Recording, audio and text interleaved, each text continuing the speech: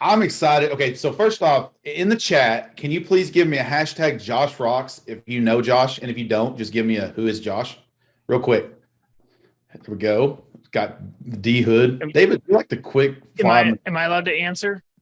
Yeah, you can be like, who is Josh? Because I know what you're gonna say. Who's Josh? I'm still trying to figure that out. There's Holly Stark. She's like, who is this guy? Josh knows you. He knows who Holly is. Yeah, okay. Got a couple. Everybody in SEO knows who Bender is. Josh. Scott Bender don't know. That's hilarious. Who is Josh? I've heard of him, but I don't know him like the other one. Just freaking sweet. Okay, so we got a lot of people know him. And so, Josh, what I want to do with you is I want to take you and the people here through just like a quick little rabbit hole into who you are. So I made a mistake here. I copied something and posted. I copied Josh Rocks and I wanted to spam Josh Rocks, and I forgot that I had copied something from a client that I haven't out yet, and I posted it into the chat. Oh, you posted like a. That's awesome. Hey, wait. At Last Pest Control is the best company which can. Can you, David? Can you delete it? I'm trying to delete it. I don't know if I can. It's permanently in the record on the internet. This makes it even better.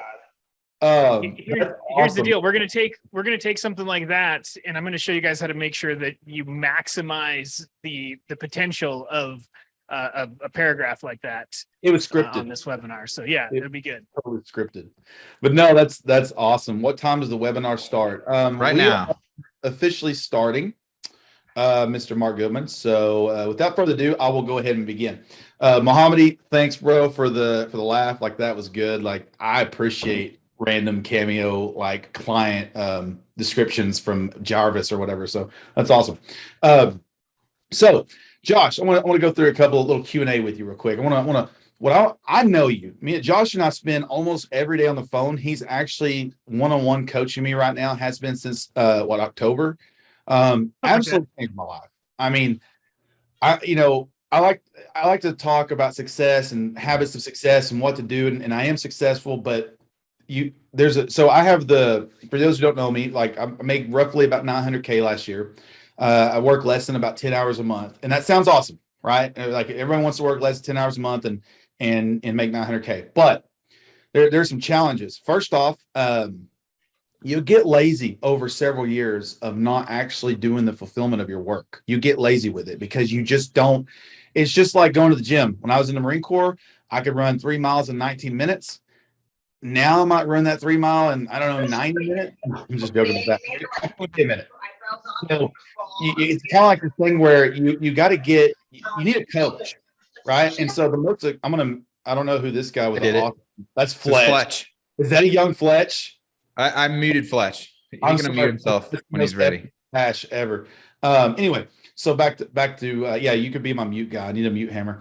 So with Josh, back to Josh. So I feel like it's important to know that you can get like overly successful and you can get lazy with it.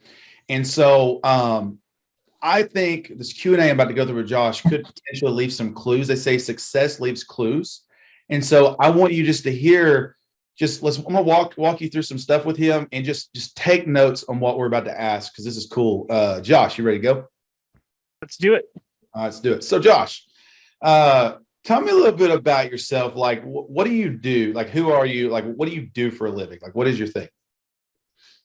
Oh, that's like my most dreaded question. So I'm very excited about a lot of things. And I'll tell you the one thing about myself that I think many of the people on the call know, but for those that don't, my one passion in life is learning. And I've gotten, without being like super big headed, I've gotten really good at learning.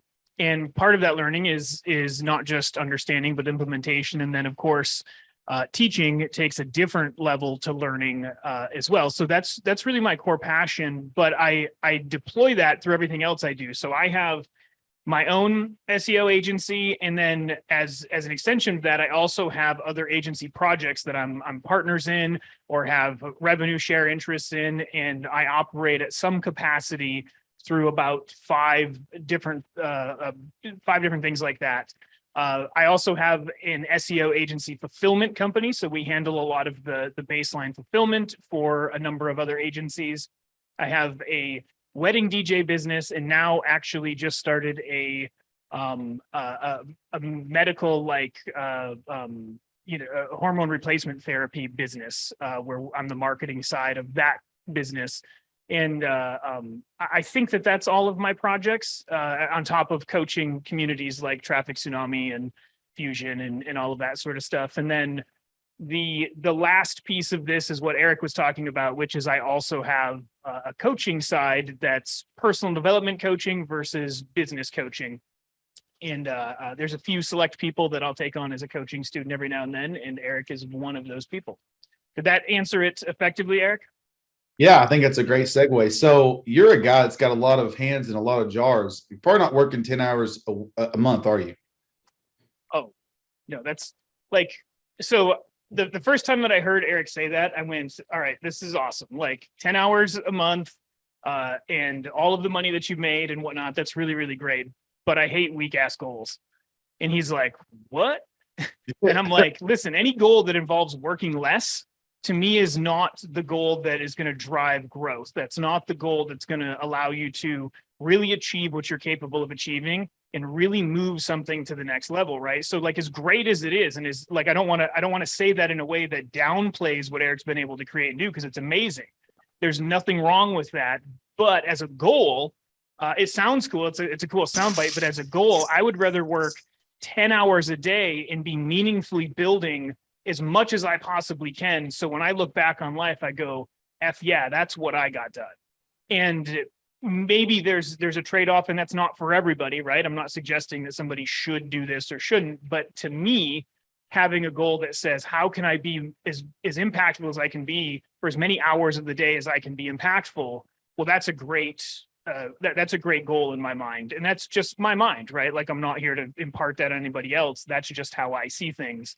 So I love the idea that people can create this perfect lifestyle where there's not a lot of work activities and have a really great income. And I think that's a beautiful thing about our industry. I also think it's an interesting limitation that people stop at. It's one plateau on the ladder when they could actually, in this industry right now with the way it is, you could actually build generational wealth in a way that you've never considered, impact people in a way that you might have never considered. And to me, that's really inspiring. So that's a contrast there. So if you could see why I hired Josh to be my coach, because you see a guy that everyone wants to be like me in the chair, right? Like you want the 10-hour month and the 900K, whatever. Everyone thinks that's the gold mine. And he's destroyed that. It may look stupid. And I love him for it. And I'm not even mad about it, because here's why. I want to be an impactful person. I want to help other people get what they want. And that's part of why I jump on webinars, part of why I do coaching things, and why I help others, and why we have SEO at the beach. Is because I like to help other people. There's the one thing I want you guys to take away, and Josh also shares this with me. We both have this in common, is that Josh and I can both go whenever we want. Josh is not so tied to one thing that he can't. Like he can pick up a plane ticket. We go to Denver next week, hang out with our friends Scott and Nick and all those guys in Denver, Michael Tessalona, whatever. He picked, like I just called him earlier. And I was like, dude, I need you to stay an extra day or two after SEO at the beach. And he's like, okay, let me look at it. And so it's like he can do that. And so the aspect that I want people to gather from kind of both of us is the idea of freedom, right? I think being able to call your shot, being able to call your day and say, this is when I'm going to be here, this is when I'm not. That is, for me, the ultimate why. But I'm a good example because I got stagnant. I've got some big goals that I want to push. And anytime I've started to push into something else, as soon as I get pushed back from that thing, that client, that negotiation process, I'm like for example, a $1,500 a month client, and they're arguing about $1,500 and they're freaking out. And I'm like, dude, I just made $2, $3, $4 grand a day. Like I with no effort. Like I don't want to sit here and argue with you. Like it's not even fun to me. And then I got to do that all the work for the SEO. It's like not even this, like same thing. That's a challenge for me, right, to overcome. So I got with Josh. We went for 1 week at his house in October. Oh my gosh. Let's walk through that. So Josh, on a daily basis, what time do you wake up in the morning? about 6 a.m. I think I'm up a little bit earlier now than when you were there. Oh, 6 a.m. Okay, so he went down an hour. And what do you do? What does your workout? What does your wake up look like? Well, first thing, you roll out of bed and you work out. There's no two ways around it. Like I am, is right now with it being winter, it's a little bit different. I actually have to drive to the gym, but during most of the months, I actually get up, I roll out of bed. Within minutes, I'm out for a run down the road, and that's a 45-minute workout right off the bat. Maybe there's something to eat or drink there. These days, I don't. I actually only eat once a day, and I fast the rest of the time. But I hit that workout, then might hit a shower, and then it's immediately to work. And by the way, while all of that stuff is happening, I told you my number one passion is learning. Learning happens all day, every day. There's a podcast playing. There's a training video that I need to catch up on. There's a client situation that I need to get some information on. If I can do that while I'm working out, I'll do it. If I can do that while I'm in the shower, I'll do it. If I can do that in whatever capacity, I'll get ahead of those things, because then early on in the day, it's time to stack the non-negotiables. We have daily non-negotiables, and we say these things are going to get done today or I die. That's the option. I don't plan on dying, so I get things done, right? And as that day unfolds, those things are happening. And as delays and challenges come up through the day, those things get managed and rescheduled and adjusted however they need to be, because these things have to get done.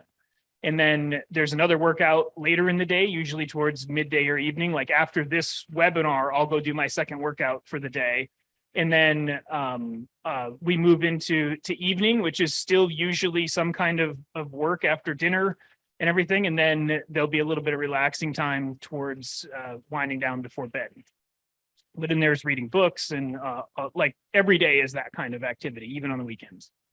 So I want to webinar real quick. If you're on this webinar and you've ever been in a situation where you feel like you can't get a thing done, you're working towards a goal, but you feel like all you're doing is working, you're not moving the needle on the goal.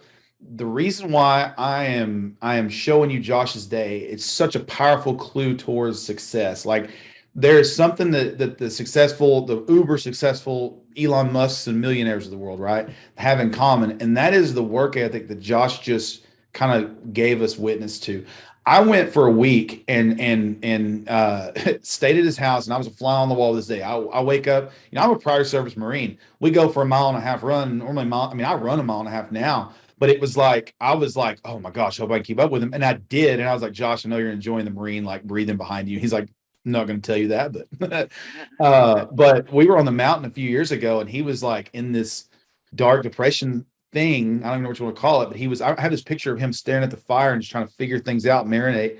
And one thing I told him back then was like, dude, hey, all this stuff can be solved with a pair of tennis shoes. And he didn't take me serious, but someone else down the road told him the same thing in a way that made sense.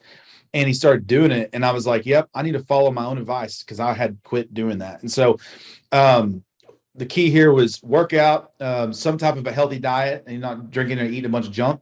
And every minute of his day, we were driving, he would have a Facebook Live as one of his non-negotiables, because part of a coaching thing that he was doing, someone was telling him to do this thing. And so he would do a Facebook Live every day. And he'd be driving. So, but before he'd start the drive, he'd hit the live on the button and take off. It's sitting in the car, and he'd just start talking. He does it every day still, and it motivates people and encourages. And as he's helping other people with these lives, he's sharpening his skills, right? And so my point is that there's not a second in Josh's day that's wasted. I mean not a second. Like I was exhausted when I came back from Michigan. I was like, okay, I'm gonna take a day off. But I honestly didn't fall off the wagon until I had a calf injury. I was ran 3 miles on Thanksgiving, and then that night I went and I played basketball, and I was just depleted of probably electrolytes or something, and tore a calf muscle. So I was out for several weeks. Instead of staying with the workout, I just did nothing, which is horrible. But I kind of earned that, right? It was like a badge of honor, the pain and stuff from that. And even Josh was like, dude, you've earned this. Take a break, let it heal. There's other things I could have done, and my regret is I didn't do those things. But now I'm back on it, back on the wagon. We're getting there. So, what's interesting was the contrast. I'm actually glad that I did the project with Josh, got myself in shape, got into a rhythm of working and getting stuff done, and then hurt myself and got back off the wagon of working out because I saw the difference in me. Like my mind mentally can't handle my day without the workout, because it go about a week or two after not working out and I'm slush again. And so it solidified everything I learned from Josh and stuff I already knew. Like all this stuff is things we know we should be doing, like be healthy, eat right, whatever. But I mean, I'm all about eating some nastiness, but like I'm done with it because every time I go back to eating nastiness, life just sucks. So I'm not trying to preach everybody be nutritional and healthy today. I'm just saying success leaves clues, and I hope you guys gathered something from Josh. So we've got a guy here who owns a DJ company. He, DJs. He has people that do it for him. They DJ weddings, and it's a fully systemized business. Runs kind of without him. He runs $1 million agency. Has his own agency on top of that. Like he helps fulfill in $1 million agency, and then he does his own agency. And then he's got other little projects where he's like a kind of equity partner or whatever. And so this is a guy that's got his hands in a lot of different stuff. And so, oh, here we go. Fletch, don't love him. Yeah. Fletch, So I want to point something out here, Eric. Yeah, so first of all, to those who have come with the promise that I made that we're going to talk about the communication frameworks, the SEO content, we're going to get to that. We're trying to lay the framework for who Josh is for those people who are not familiar with it, but also it's not just about this one thing with Josh or anybody who's really successful. As Fletch is pointing out in the chat, the context is hugely impactful. Like with what Eric talks about, your brain gets slushy because when you work out, your brain is more active and it's just healthier and it's able to get more done. And I know that's not really what the focus of this event here today is, but we're just trying to talk about Josh, give you a framework so you can understand at least a little bit of who he is and why you should listen to him. Because one of the things that he said that really stood out to me was he's constantly training, he's constantly learning, he's constantly growing. And this is going to be, and this shows, because in like a single day, if you're focusing on training and listening to something, it's not going to really make a huge difference. But if you commit to that over years, like the breadth of knowledge that Josh has is so incredible. I've talked to him about a lot of different things in SEO, and there's never been something I've brought up and he's been like, I've never even heard of that. Like there's people in our industry and that he always knows who they are. He's been around there. There's pretty much every technique. I'm sure there's something he doesn't know, but pretty much every technique he's at least explored to some degree. And so really listen to him. Like when he talks about the communication framework and the SEO content, it's not just a narrow understanding. It's not just based upon a few little things. It's based upon a wide variety of things that he studied. So we'll get to that content soon. Yeah. And that's a good segue while we're into that, because I want to paint a picture of a guy that you should listen to. Like I'm going to take notes from what he's about to say. Like the guy, and the point of it, we talked about his communication framework. I'm going to post an attachment in here. I don't know if it'll, maybe I'll do that for me, and I'll figure that out later. But anyway, there's an image that Josh had sent me, kind of as like a, which is pretty cool that he did. I can't get it to post in here, but that's fine.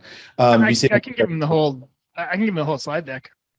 Let's do a slide deck. So, but anyway, what we're going to talk about is discover the weirdly magical communication frameworks that virtually guarantee you own the conversation without being pushy, deceptive, or unethical. Guys, I'm excited to intro Josh in this. I think without further ado, let's hear from Josh himself. All right. So I appreciate all the kind words as always. I'm just a guy doing what I do. So, one of the things that one of my coaches taught me is how people value you is not up to you. So I appreciate it when other people value me and it's not up to me. I don't have to do anything different than be who I am. So I appreciate all of that. So let me talk about these communication frameworks and get to this. Now there's two components to this. One is the idea of communication. Now, obviously, communication happens in a number of ways, right? Verbally, we're communicating on this webinar. We also communicate through body language. We communicate through tonality, and we communicate with the words that we use. Are basically the three ways that we communicate. But that's also done in various formats. And when we talk about SEO, it's usually done through some kind of text, right? How we're writing our content for communication. What I want to be careful of here is I don't want you guys to feel like this is going to be a step-by-step how to write your SEO content to rank. Okay, that's actually pretty rudimentary for SEO, and there's some layers to it that people like Fletch are going to add like massive dimensionality, and like at SEO at the Beach, Leo is going to like blow your guys' mind with how you can structure and layer those things together. What I'm going to talk about today is how you actually communicate with that text, because getting the ranking is one thing. Getting somebody to care about what you're reading and making it valuable is another thing. Now, sometimes people will sort of differentiate this, right? Like SEO is traffic and the communication we use is conversions, right? Or cause conversions. Traffic in and of itself is not a conversion factor. It's just traffic. So what we're really talking about here is how to take traffic and convert it in any capacity. These are the same frameworks that I use when I'm talking to a client. These are the same frameworks that I use when I'm talking to a prospect, trying to sell them on services, when I'm talking to a potential new business partner, when I'm out on the street and somebody puts me on the spot and says, hey, help me with this. These frameworks have become integral to the way that I communicate. And for some reason, unbeknownst to me, I mean, I guess I can kind of figure it out with what I'm about to teach you guys, but like nobody would have ever guessed that this is who I would be. I was the shy, weird kid in the corner that didn't understand social dynamics. And now I'm on a webinar teaching communication. It's like a total paradigm shift. So if you went back 30 years ago in my life, nobody would be like, hey, this guy's going to be doing this. But luckily, I learned some really cool frameworks along the way. And I'm going to show you guys kind of how these come together and work accordingly. Does that all sound good to you guys? Give me a 5 if that's all good with you guys and you guys are on board with this idea. Give me a 7 if you're like, nah, Josh, appreciate it, but just no thank you. All right. And that's cool too. Like I'm not here to always do that. So you trying to figure out how to count there, Eric? All right. So how to do it with yeah. 2 hands. I don't get it. Gotcha. I'm waiting for you to bring out the bean thing. Anyways, forget it. So I'm gonna go ahead and share my screen, and we're gonna dive right into this. So host disabled participant screen sharing, just like that. I'm kicked out of the webinar. There we go. Sorry, as soon as you guys. said that, I was like, oh shit, I gotta go do it. I did it. Built up that hype, and now here we more go. Hype, just more anticipation. Yes. Okay, so here we go. You guys should be able to see my screen. Yes. Yes. All right. Perfect. I'm going to move my controls around a little bit. So here it is. Discover the weirdly magical communication frameworks that virtually guarantee you own the conversation without being pushy, deceptive, or unethical. Now, before I dive into these frameworks, there's something that I want to show you guys that's very foundational, but you have to be able to practice this. You have to be able to get it. And I'm going to go way deeper on this at SEO at the Beach. Like I'm taking, this is very like base level, but you have to be able to look at something like this and say it the right way. So I'm going to say it again real quick in a couple of different tonalities. And I want you to just measure in your own mind what's actually being communicated, regardless of the words that are there, because this is an important piece of this whole pie. And it's also important when you're writing content, even for SEO, because this is going to come through. This becomes the quality of a communication versus just the words on the page, if that makes sense. So I'm going to read this a couple of different ways. So like, discover weirdly magical communication frameworks that virtually guarantee you own the conversation without being pushy, deceptive, or unethical. So like in the chat, you guys, just give me a sense, like the first word that comes to mind of hearing me say it that way, right? Like sad, Eric Fossa says barf. I'll let a couple other people respond here. Boring, right? Read from a script, right? Diary of monotone. Yeah. So like, that's not very engaging, right? Even though these are a great grouping of words. Like these are fantastic words if you're interested in, owning the conversation without being pushy, deceptive, or unethical, right? So like we can take this a different way and we can use a different tonality and like discover the weirdly magical communication frameworks that virtually guarantee you own the conversation without being pushy, deceptive, or unethical, right? Like, you guys get the point. Like, that doesn't make any sense either. Like, what the hell is going on with somebody there, right? Bad radio commercial, hysterical, right? Like Broadway play, maybe, I don't know. But like, how you communicate is very, very important. So if I come in and I say this differently, hey guys, discover the weirdly magical communication frameworks that virtually guarantee you own the conversation without being pushy, deceptive, or unethical, right? Now, what's the level of engagement? Scale of 1 to 10 on that last one. What's the level of engagement you have when you hear it spoken that way? Right? Like 10's coming in better, 10, right? So this is important. You create engagement through this tonality, not just the words. And that's where, you know, we can take this into a full like copywriting sort of thing, which is different than what I want to do now. But that's where you see some of these things, you know, weirdly is italicized, magical is bold and in quotes, virtually guarantee is underlined. Like these punch up the communication in a way where this is a little more exciting to just look at than if it was just written in normal 12-point, you know, Arial or Tahoma, whatever the fonts are. I hate fonts. Can I throw you a little like short my version of this thing, like what you just said with the bullet points? Yeah. So when I teach in some of my sales framework, I teach, one of the things I'll talk about is picture this statement, which would be like a you know, USP, universal selling proposition for this webinar. Picture it like a sandwich. If I have what are the components of a sandwich, right? You've got bread, right? Now this is my sandwich. Yours might be different, but you got bread. You've got like 5 different meats. You've got cheese. You got a load of mayonnaise, maybe some ketchup. There's probably going to be a tomato on there somewhere, some lettuce, some pickles. And that's a whole sandwich. But if I give you just the bread, so it's like discover weirdly magical communication frameworks, like that doesn't have any sauce, right?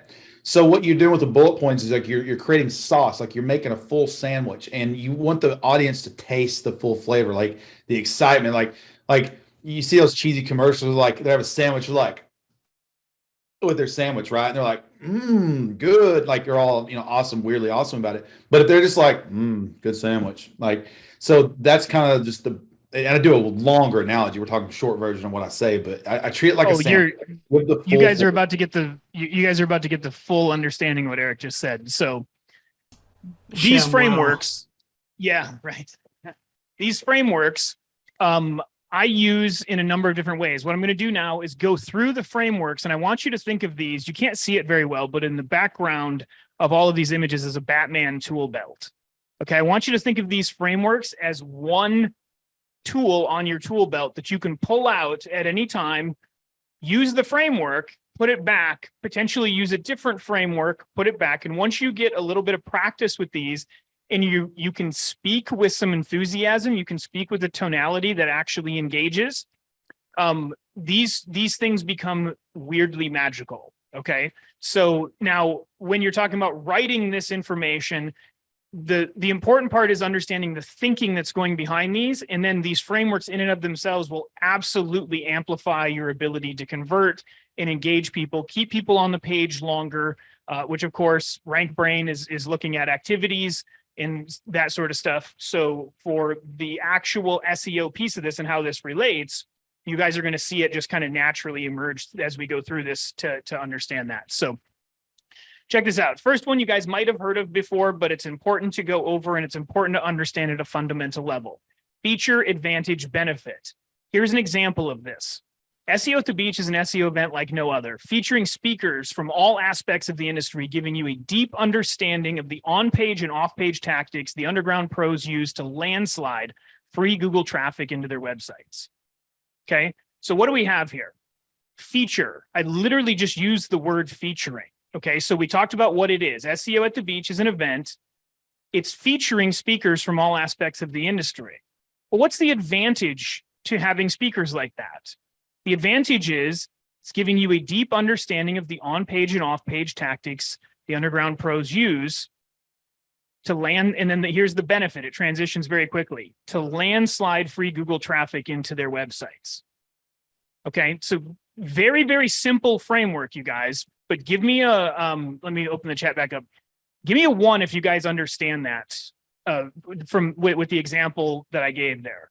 Okay, you can deploy this at any point in time. In the way that you do this, literally when I was first starting out, like really getting an understanding of these, I would talk to people and I would say, "Oh, yeah, you're looking to do SEO." Well, one of the features of SEO is Google Maps.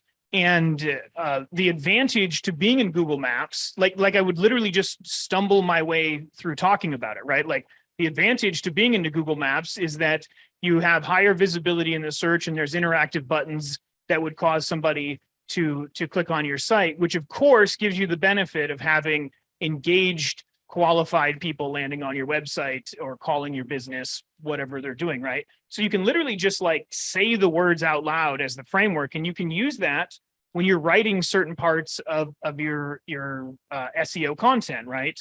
If you're talking about, why digital marketing is why there's a new revolution of digital marketing in 2022, right? You can start using these frameworks to break down concepts like that. When you get good enough at pulling that tool off your tool belt, it just becomes second nature. So let's take it a step deeper. This is the benefit of the benefit of the benefit. This is something I learned from Todd Brown, and it takes feature advantage benefit one step further. SEO at the Beach is an SEO event like no other, featuring speakers from all aspects of the industry, giving you a deep understanding of the on-page and off-page tactics the underground pros use to landslide free Google traffic into their websites. This means your maps listings will slam into the 3-pack, sending maximum amounts of traffic to your offers and bringing in a new flood of customers and revenue.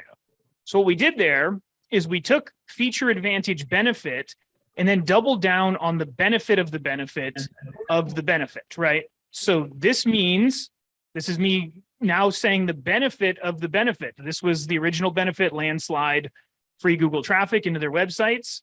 Now the benefit of that, this means that your maps listing will slam into the 3-pack, right? That's something everybody would love to have happen. Next benefit of being in the 3-pack is sending maximum amounts of traffic to your offers. Next benefit is bringing in a flood of new customers and revenue. From this slide to this slide, scale of 1 to 10, you guys in the comments, which one does a better job at building excitement and engagement? Just I'm curious to see what you guys think. Like, yeah, you could put one or two. Yeah, so like this is slide number 1, slide number 2. So 2, I think we agree likely.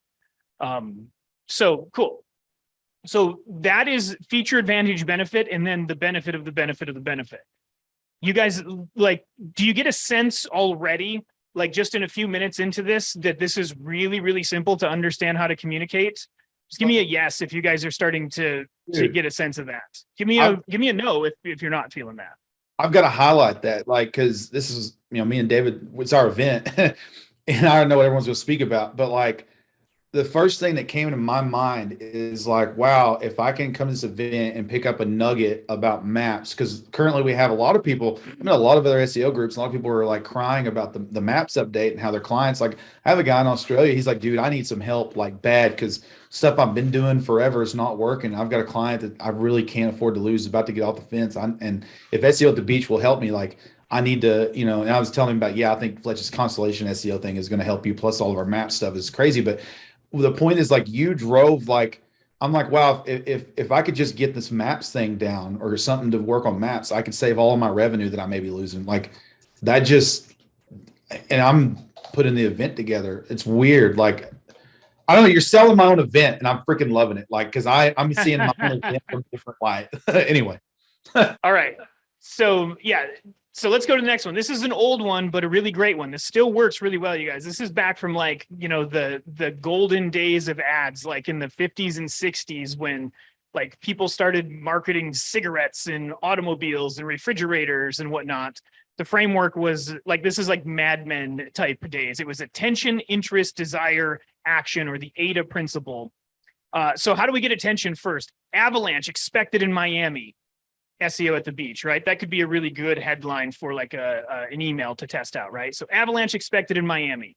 SEO at the Beach attendees are expecting an avalanche of I got my chat box of highly effective underground SEO methods and tactics. People attending the event will meet enthusiastic, successful SEO marketers as soon as they walk into the hotel and experience a 2-day event where they will download the once underground techniques that separate the pros from the hobbyist. If you want to avalanche new techniques, traffic, and money into your business, go to SEOatthebeach.com and grab a ticket today, right?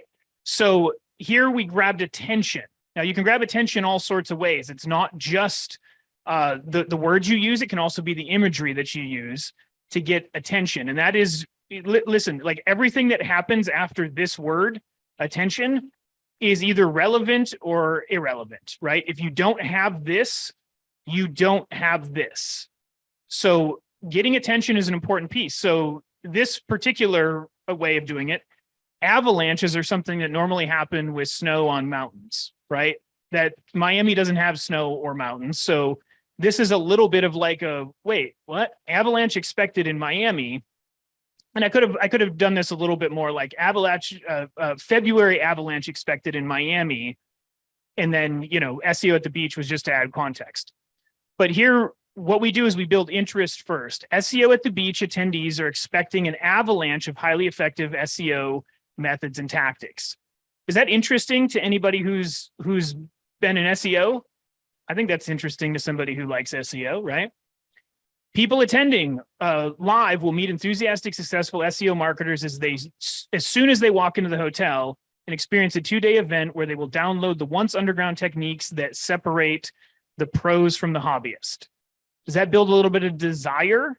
Right now, I probably wouldn't have used underground twice, and I probably would have spelt underground correctly. But if you guys know me, spelling is my nemesis.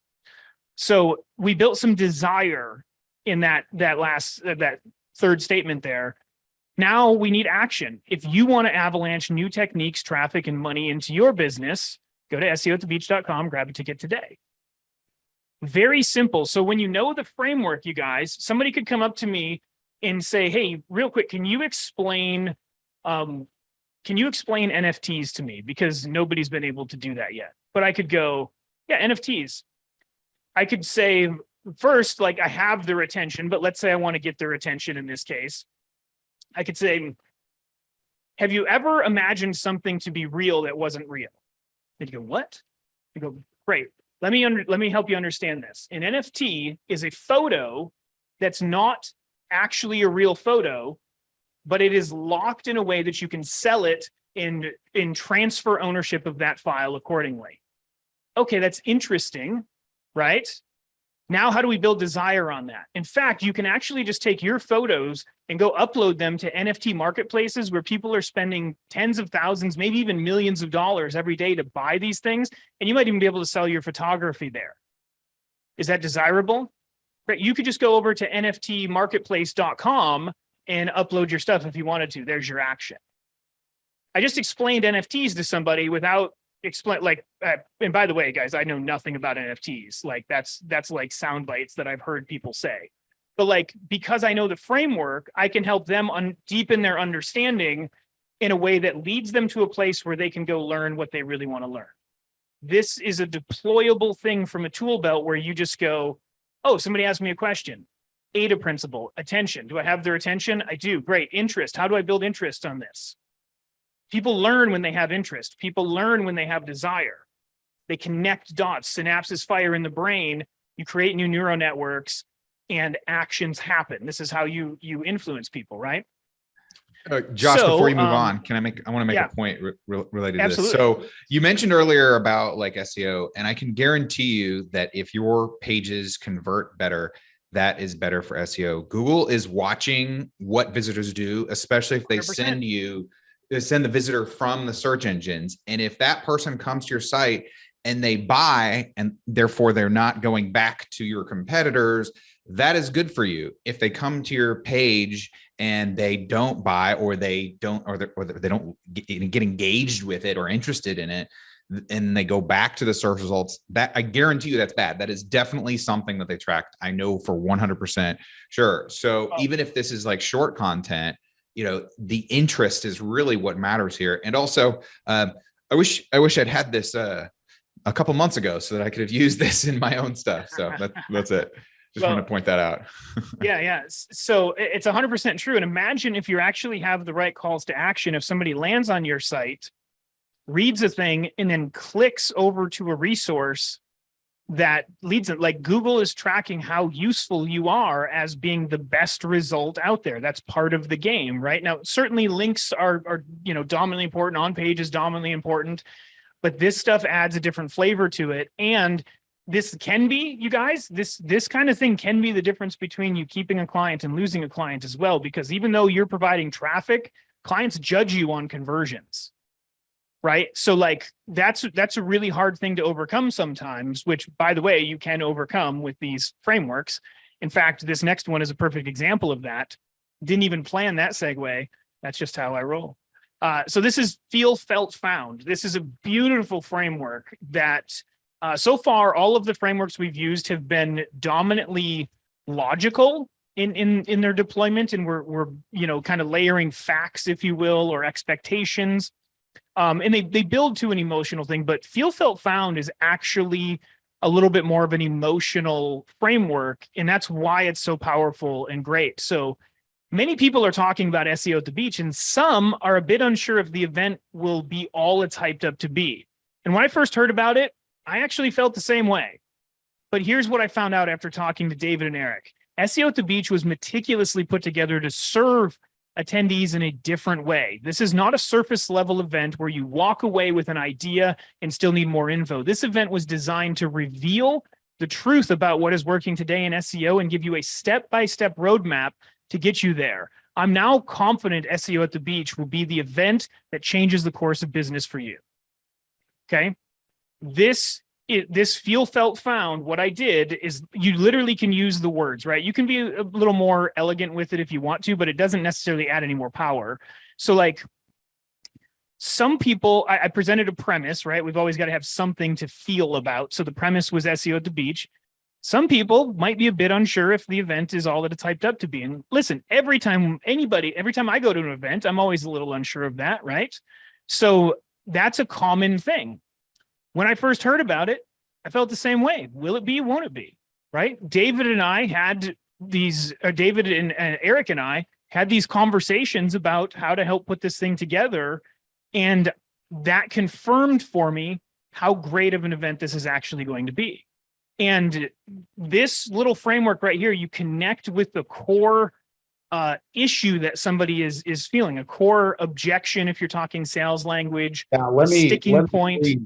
Let me please jump in on this. I love this so much. So when I teach sales, one of the number one things that I like for someone to learn, and you did it in the very first sentence, is don't be afraid to speak your client's most common objections at the front, like up front, because Matt Lights, okay, at GrooveCon, dude, guys, like I'm doing this event. I'm a student. Like I bought his I bought like 2,500 for his bot course, and it's freaking loaded, dude.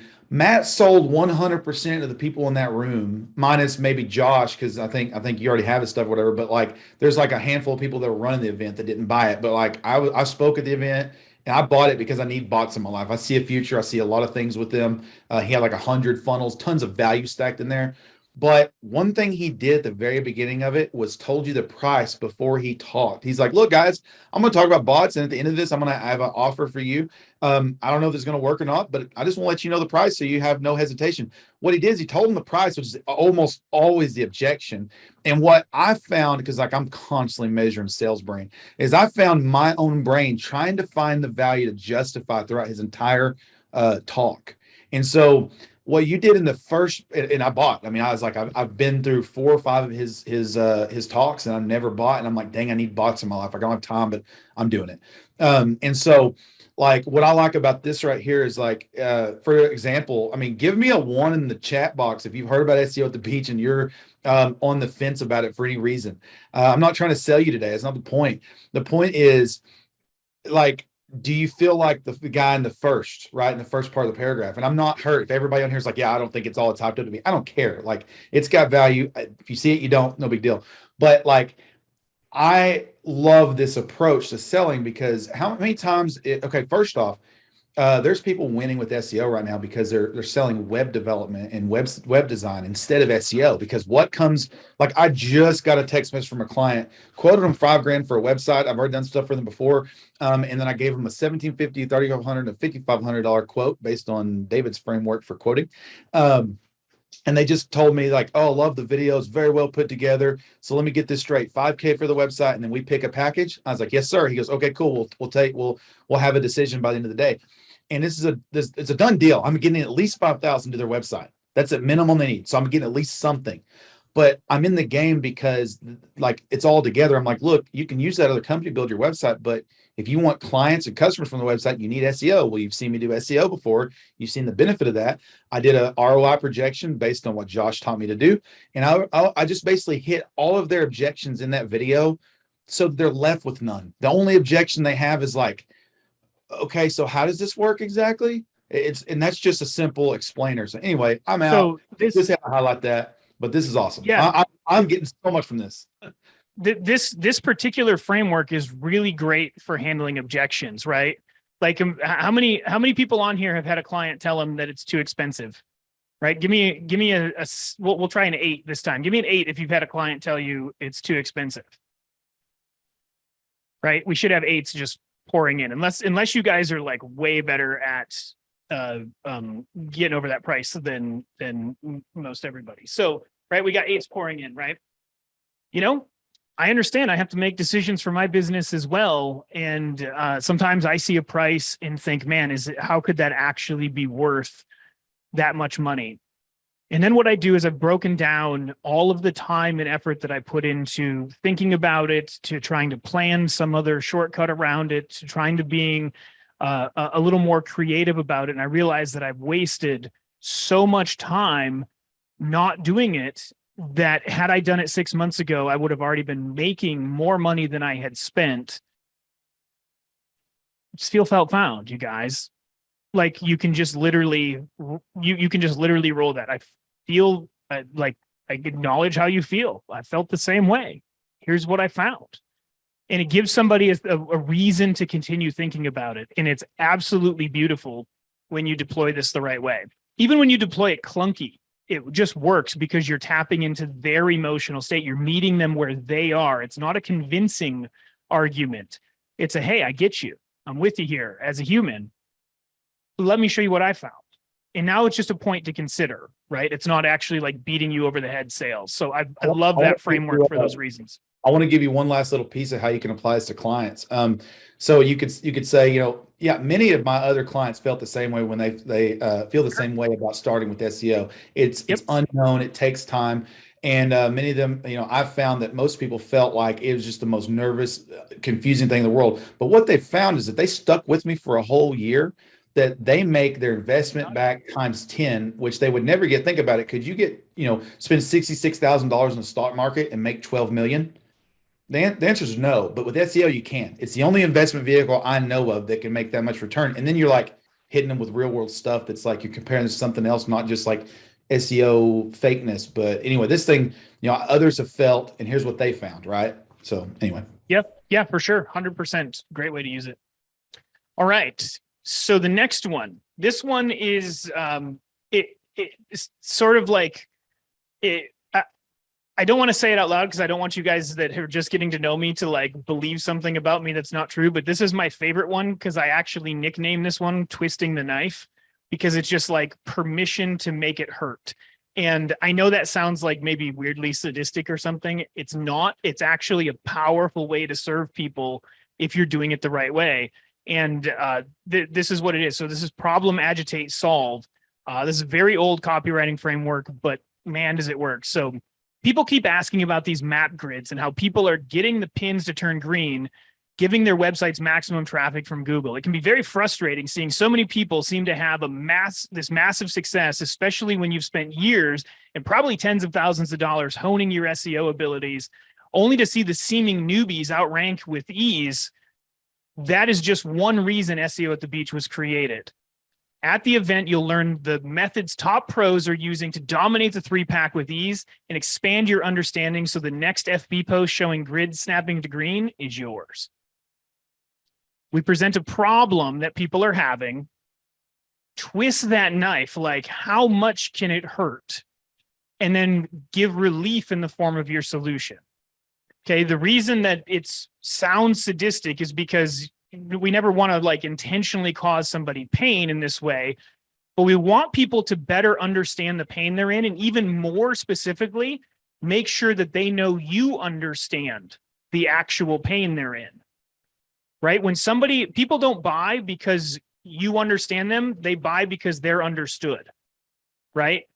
Pain helps people when you communicate somebody else's pain back to them, especially in a better way than they even understand it, they get it.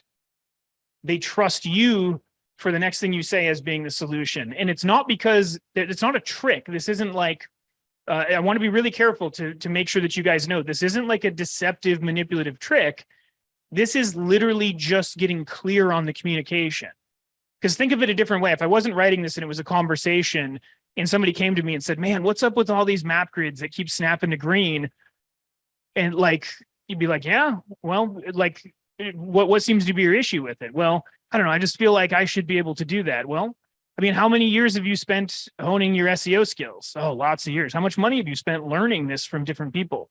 Like a ton. Like, man, I can see where that would be frustrating to see, somebody else, maybe even a newbie, like come in and outrank you.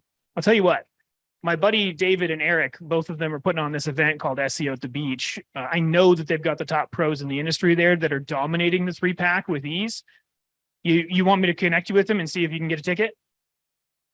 Right? Understand that understanding pain is not the same as inflicting pain, even though in the copy, you have to twist the knife to get them to do it. And it's just shockingly motivational when you connect the right dots for people there. So give me a 5 if you guys understand that this is still ethical in the way that I've explained it, and that it's not somehow, like nefarious in nature. None of this stuff here is nefarious. That's why I have in the headline without being deceptive or unethical, right? This isn't deceptive or unethical. This is just clear communication. And when you're talking about a sales situation where you're really going to help somebody solve their problem, it's your job to get them psychologically engaged enough to actually go through with the solution, right? Eric, you brought this up earlier. Just scale of 1 to 10. How many times have we twisted the knife in our? Oh gosh. Okay, guys. So here's my testimonial for Josh's coaching. If you're at a place where you're unsure what direction your life should go, I highly suggest you get coaching by Josh, because not only will you want to put a bullet in the back of your skull, you'll come to the point where you're ready to pull the trigger, and then you get the aha moment and you put the gun down and you become the best version of yourself you've ever been.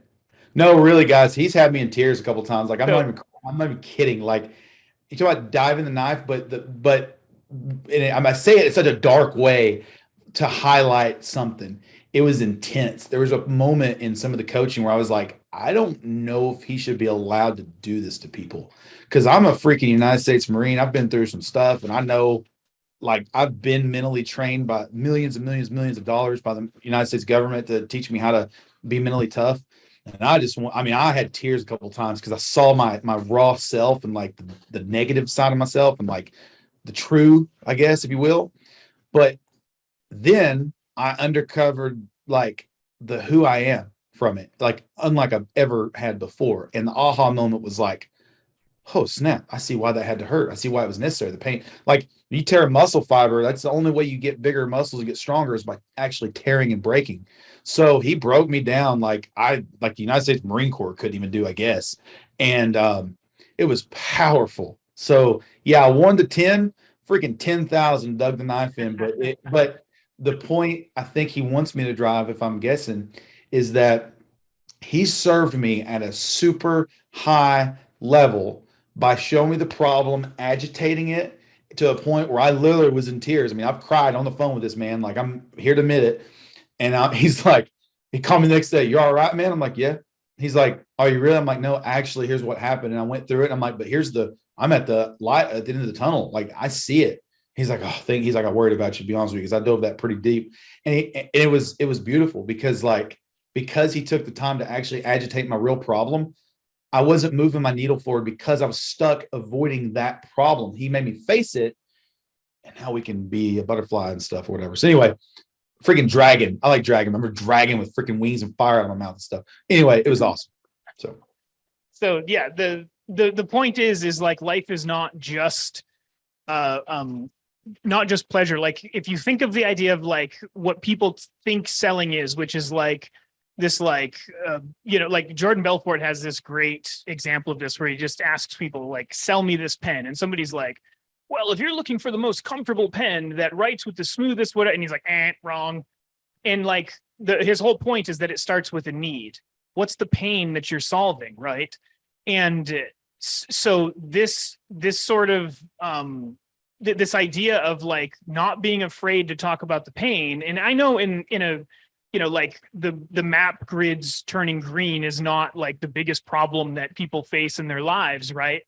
But if it is something you're trying to solve, it's one of the bigger things on your mind, right? If you're not trying to solve world hunger, me talking about how you can solve world hunger doesn't mean anything to you, right? So we're connecting with where they're at.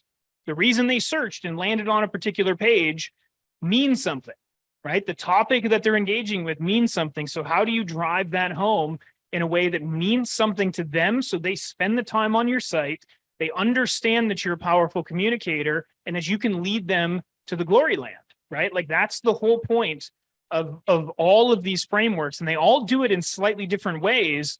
And the reason to understand so many of them, because I could just give you one of these guys, and I'm going to in a minute. It's my favorite one that encompasses this the most directly. But when you understand all of these in nuance, you have a different level of tool belt that you're actually engaging with. So let me tell you the one that I use the most. This one really encompasses a lot of it, and it leads to the next thing, which is basically framework stacking. All right, so this is a simple selling framework. This was originally a John Carlton framework. I think I learned it from Frank Kern, who was a student of John Carlton's, probably a friend and business partner as well. And it's really, really simple. If you guys get nothing else off of everything that I've shown you on this, these 4 statements are everything. This is what I pull out every single time I'm stuck in a situation. I know I need to explain something. Okay. This is who I am. This is what I have. This is what it'll do for you. Here's what to do next. Okay. This is magic to me, you guys. I love this framework so much. Well, then Hey guys, I want to Josh. say something real quick. I've used that framework as well, without even intentionally doing it. I think I've shot a lot of videos that are just real simple. It just follow this simple thing. Just this is who I am. This is this and kind of like what I've done. This is what the offer that I have to present to you. And this is the benefits that I think it'll give you. And here's how to go buy it. Like that's like 20-minute videos have made $50,000 multiple times. Just I was about to say, David has the ugliest, and I mean the trashiest, dirtiest, like cheapest, scammy looking video proposal and client proposal contract scammy looking I've ever seen in my life. It is a freaking screenshot of a OneNote page that she's typed out 3, like it's bully aggressive in his domination package. Easy, like simple, scammy, cheap, makes him $500,000 a year because he says this real is quick. Sorry, Eric, real quick. You guys talk about this for just a minute. I'm going to be right back. And then I'll dive into my example on this. Okay. Josh has to pee. No, David, I'm not trying to knock you at all. What I'm saying is like I've personally spent a lot of time in my sales life and stuff trying to build the proposal. Like my weakness in selling is my proposal side. I hate that part. I don't know if it's just like before I met you and you introduced me to all that. I would struggle with that part so much because I didn't feel like it was graphic, like it wasn't pretty enough of a proposal or wasn't detailed or it was too detailed. And then I saw your stuff and you're just like, yeah, well, here's your competitor. Here's Ahrefs, here's backlinks. Here's how it works. 20, 30-minute video, boom. And I just hit, this is going to be a potential, this client that I'm closing today. Like it's a done deal. Okay. It's going to be anywhere from $20,000 to $66,000 a year for me. Maybe for you too, David. I actually might tag team on you with this, so we'll see. Either way, it's going to someone's I'm pocket. down for a threesome. Right? 3-way client getting boom. So Schwab low selling. Yes, we're doing that as a course. Anyway, So, but the point is, like, I took David's method and I saw how beautiful it was, because it was there's elements, there's key elements in selling that need to be present. And a lot of times we get stuck in the details too much, like is this contract pretty, or is it too wordy? Like David's got like a one-page contract. I mean, it's so simple. Like, we overcomplicate things. And anyway, that's what I love about the simple sales framework that y'all showing. Is who I am. This is what I have. So my name is Eric Fawcett. I've got an event called SEO at the Beach in Miami Beach, February 18th and 19th, where I have assembled some of the greatest minds in SEO on the internet. Some of these people are the most unheard of heroes you've never met, but they're going to teach you things the gurus wish they could learn. And matter of fact, if you will click the link below, grab your ticket before the tickets sell out, you're not going to want to miss this. I don't know if we do more of that. But anyway, this is just a simple, like, I'm just following the framework. Like, So what you just did on the fly is exactly what I'm hoping people will start to do with these frameworks, because that's exactly how you use it. It's not something that, like, you have to sit and study like a college course, right? And like, this is like, you just take one of them and like start communicating with people through this structure, and you will absolutely see people change the way that they interact with you. And all of these things together are a core part of what I call building undeniable authority. And that's one of my sales tactics is building undeniable authority, which means you're so obviously the person in the room that's the expert at whatever it is you're talking about, that nobody questions you. And not because you want to have the biggest ego or any of that, just simply that there's something I learned a long time ago with doing magic shows. I used to be a magician. I was a professional magician for like 10 years. So the one thing that happens is when you do a certain number of magic tricks for a person, at some point they just submit and believe what you're doing. Like, they just fall in line with being the perfect spectators, because they're no longer trying to like figure it out or whatnot. They've just come to a place where, like, there's no way that I win with this guy, so I'm just going to enjoy it. And it's a beautiful moment because it makes for a really fun night. And once I get people to that point, we actually like really connect well and get down to business on things. You build all the trust through that, is in my opinion. And a lot of that comes with just how you communicate. So let's do the example here. Hey guys, Josh Beechraft here. We are doing a special SEO in Miami event called SEO at the Beach. I'm making up words as we go.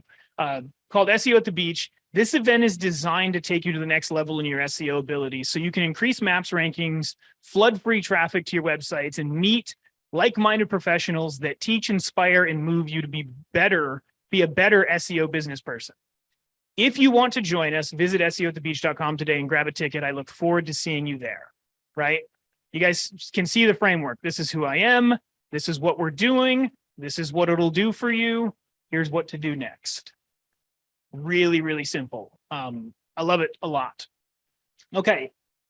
Bonus on this one, just because it's popular these days, although it's not as well defined as these other frameworks, but it's still like, there's no questioning how powerful this is. A hook story offer. This is something that I don't know if Russell Brunson came up with it or coined the term, but like, this is dominantly what Russell Brunson teaches in any of his marketing frameworks.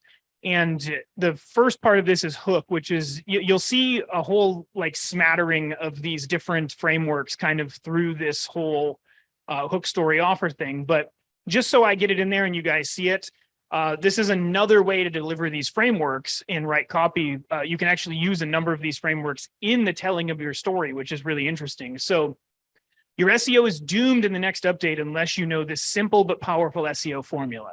Hook. If you're in SEO and you even have the slightest hint that an update might take you out, this has got your attention at the moment. I remember the last time I woke up and saw my rankings vanish overnight, as if some third-rate magical Google wizard pulled a rabbit out of a hat and made my traffic disappear. I was devastated and went searching the groups, only to find that I was not alone. It was like Christmas, only this time Santa had a weird vendetta against the SEO community. Instead of coal, we got shafted on rankings. But I knew there must have been a way, and the sky was not actually falling. So I started reaching out to some of the people like David Hood and Matt Versteeg and other amazing SEO masters, and they showed me simple tactic that could help me avoid this issue, maybe forever. And since I've made these changes, I sat back and watched other SEOs drop to their knees and pray when the next update comes along, while I smile, relax, grab the popcorn to watch the show, knowing my sites are safe. If you want to learn what I did, visit SEOatthebeach.com and grab a ticket today. That's Hook's story offer, right? Wow. You guys can see the framework, right? Josh, sorry for jumping out of the blue. I'm getting chills right now. Right? It's gold. Like this is like Yeah, I'm this is sorry, but epic. this is we need to cut the webinar off. This is some paid training right now for free. Like this is No I joke. break Josh's mind. Like I love sales training more than anything else in the world. I'm eating this stuff up. Like this is just like, can we take your slides? Like give us one in chat. Can we take Josh's slides and make a sales copy for SEO at the beach? Just change the homepage of this. Literally, this Drop to your slide knees right and here. pray. Golly. This Josh, we've section been So, right getting a here. lot of Mohammed, requests for the so- slides, so send them to me, and I'll probably try to Yeah. integrate this into the website. Yeah. We'll make sure you have the slides. Mohammadi, so like you and I were on a call not that long ago that Yeah. could have went south really, really in a terrible, terrible way. Thinking back on that, do you see anything in this presentation that caused the success of that call? 100%. You know, especially the first slides, when you like pretty much understand, okay, what's the problem, what's the offer, and what it is going to do for you. That line doesn't change whatsoever. Doesn't matter what the problem comes, what any unexpected problems come into the picture, right? We pretty much work hard on a website. If you don't mind me telling the story behind No, go what ahead. you Go ahead. told me. You know, we worked on a presentation for a client, and all the work that we have done was in a completely different website. And then we showed up on the call, all the keywords are ready. We was just ready to close the client, and the client's like, "Oh, first slide." The client is like, "Oh, that's the competitor's website. They happen to have the same name as we do." Blah blah blah. And I'm like, "Oh wow, this is the shortest call I've ever been on." And just literally took it, you know, just sliced that first section out, talking about the client, talking about the website we was analyzing, and straight up into the value and the layout of the offer. Okay, this is what we're gonna do. This is who we are. This is what we do, and this is what it's gonna do for you. That section didn't change at all. But now, for me, like if it was me alone on the call, I would have done the only thing I know best how to do, right? You know what? We always like to be ready before we get on these type of calls. So let's work on this on your actual website and come back and lay it over for you, because you know we need those data to be able to close the deal. But the deal was closed with the wrong website. If you think about this a little bit, it's like, oh. So here's the really cool thing with that. Like we got on and we just had the wrong information with the way that it had filtered to us, and they literally go, "Oh, this entire presentation you're showing us with all the Ahrefs snapshots and rankings and everything, it's not ours." And the whole presentation we put together was bunk at that point. We left that conversation with they requested not one proposal but two.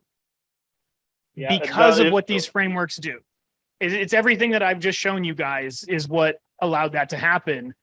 And if you don't understand how to communicate with where somebody is, if you don't understand how to identify where their most dominant desire and pain is at any given moment, and navigate your way through that, you're in trouble. And that could have turned into like, why would I work with these guys? They couldn't even get my website right. Instead, it was, hey, I want 2 proposals. You guys rock. Like right? this information's so awesome, even though it's someone else's. I don't care. Like I get it. Yeah. So I don't know if it was unclear for anybody, but what happened was they prepared a proposal and they analyzed the website, but it wasn't the client, the prospective clients, it wasn't their website, it was someone else's website. Like they just accidentally picked the wrong one and went with it. But because they followed this framework properly, the client was still interested and said, "Guys, I understand things happen. I want 2 proposals for my sites." And they got it. That's cool. Yeah, I didn't realize too. I'm spreading out my Zoom call thing here, and I see that Ryan's on the call as well. Ryan was on that call with us, and then it looks like Chris Chris Spellman as well. Like all four of us were on that call. And it turned out really, really well. And it was just simply because of what I do with these frameworks. So, Cool. they're very powerful in so many ways. Everything I do to communicate, when I get on a webinar with you guys, when I am in person with you guys, when I'm doing, you see me communicating and I sound like I'm on and enthusiastic, somewhere these frameworks exist. I promise you. It's like, there's a few people on this call that know me when I'm not, when I don't have it turned on and I'm not doing the enthusiastic stuff. And they'll probably tell you that that's the frameworks when it's not that. But when I'm on, like, frameworks are everything. And that actually has been a very key part of any of the success that I've had, not just in business, but also creating relationships in the community, and building my own sort of personal brand that way. So I'm going to give you guys these slides. I'm going to send these over to David. David will distribute those as he sees fit. I think we And should then on the website somewhere. I think that'd be a good idea for Yeah, download. I'll whatever put you it guys wanna next do. to this replay. So there's a replay page for all of you. And I will, I'll put it basically below or above the replay. So I gotta say one Yeah. thing for this whole webinar real quick. Does anybody else notice that Scott Bender looks like he passed out? he's just listening intently. Right. Yeah. He's like, I'm here. I'm here. I'm here. That's awesome. I No, was just like, listening. Scott, you're my boy. You're my boy, Blue. deep meditation. Yeah, he was in the zone. So I think Scott's already on the beach. There you go. There you go. Get there, he's tired of waiting. Perfect. So I want to open this up. If you guys are cool, Eric, David, do you guys have any questions about this stuff, or do you have a situation where you're like, hey, Josh, how would you use it in this situation, or what would you do, or any of those kind of things? Because I think it's important to dimensionalize it that way. I have a question if nobody else wants to jump in. Or Dave, do you have a question? Just feel free to unmute yourself. A comment. Those frameworks are like when you're driving on a dark highway and you got those reflectors on the side of the road. It's the only thing keeping you going on the right path.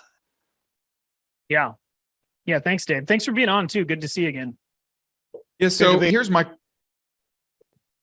question for you. So how would we take this framework and expand it for a more broad, SEO content process documentation or system that we can use not just for our own stuff, but to train our team on and to create engaging content, a lot of it for multiple websites?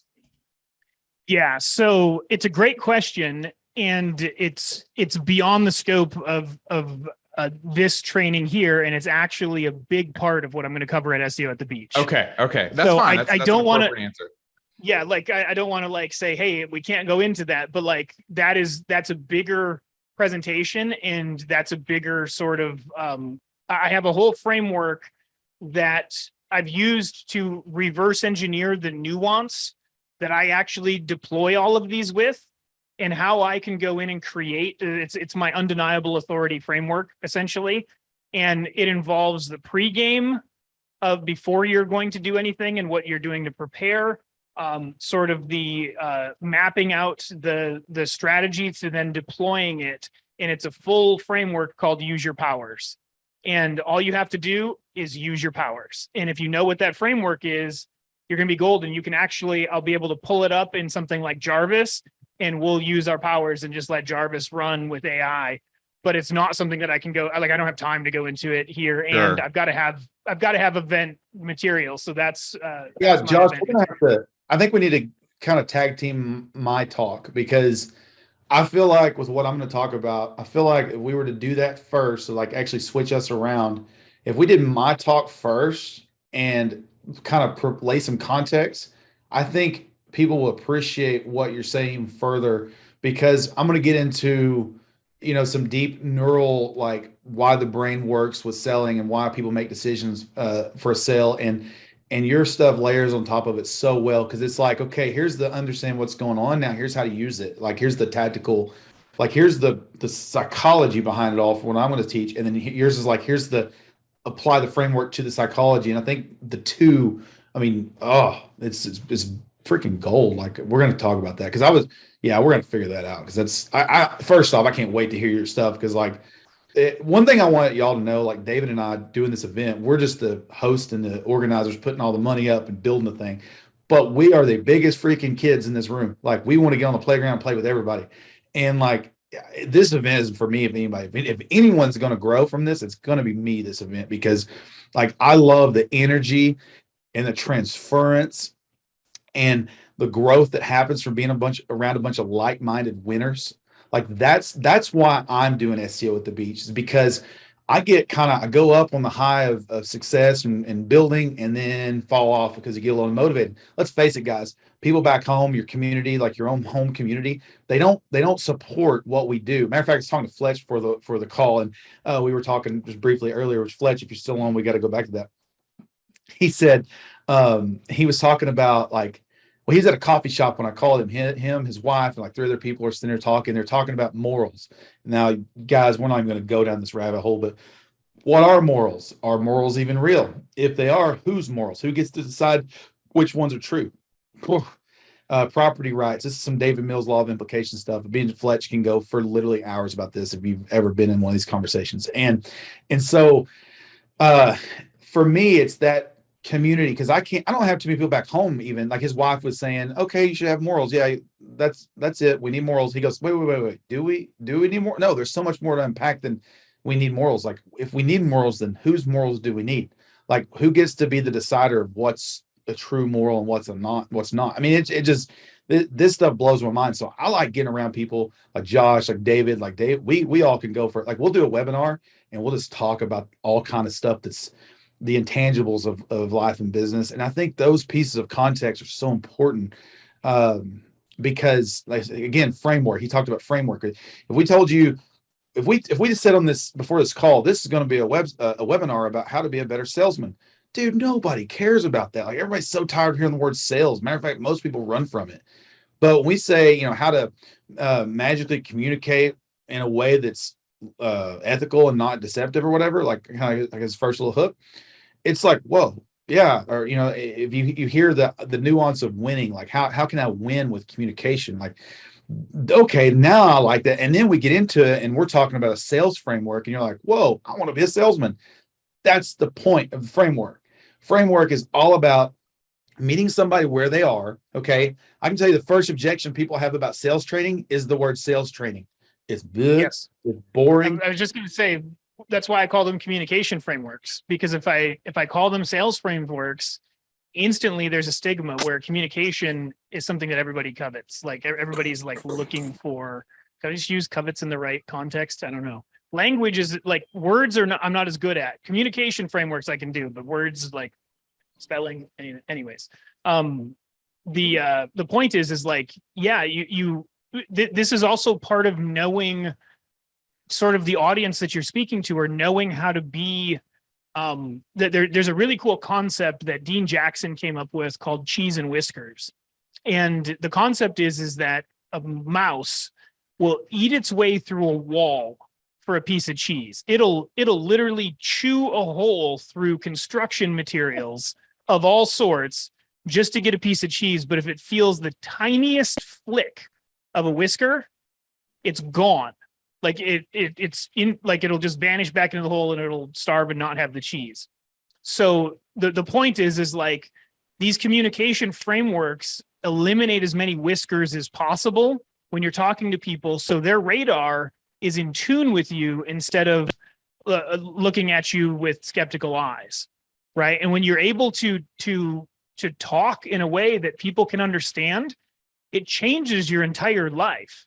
Like in a certain way, it really does. Like for me, that's definitely true. Like I had to learn how to communicate because I was doing magic, and I was the shy, weird kid in the corner that I didn't understand social dynamics 100%. And I had to learn that in a way, and I had to learn it through frameworks. And I learned by certain types of mimicry. I learned by just understanding more and more. And then when I started learning sales and marketing, like, holy crap, these guys are masters at communications, but because some people have abused that communication in a way that's very disingenuous, they have a stigma. So we just don't say sales, we just say communication. That one change could be the difference between somebody getting the right influence and not getting the right influence. So Madison, she's with us over here. She doesn't want to be on camera. She's being a little shy today. I'm in my robe. So, so she had a question. I want to give this out. Josh, maybe you can. I'll let you answer it's my situation, but I'll let you answer it because I think you can totally dominate this. You know the situation. So she said, I want to ask something, but I don't know if it's off topic considering it relates to this topic, but not the SEO event. It's about your client, the attorney guy, right? You sold yourself using a lot of this, but also he was a friend of yours. How do you use this framework when he acts like he knows more than you, even though he hired you to do a certain job that he knows nothing about? How do you earn respect through these frameworks with existing clients? How have you gone about it, and how can other SEOs go about making sure that the same level of quality is going to be there on the? Oh, Brought to you by yeah. So yeah, this is really, really great. And this is where, sort of understanding some, like as you do this, you kind of develop a little bit of your language and your own sort of bag of tricks, or you add your own unique modifications to the tools on your tool belt. In that specific situation, simply because I'm familiar with it, I can definitely speak to it. And really, this will still apply to pretty much universally here.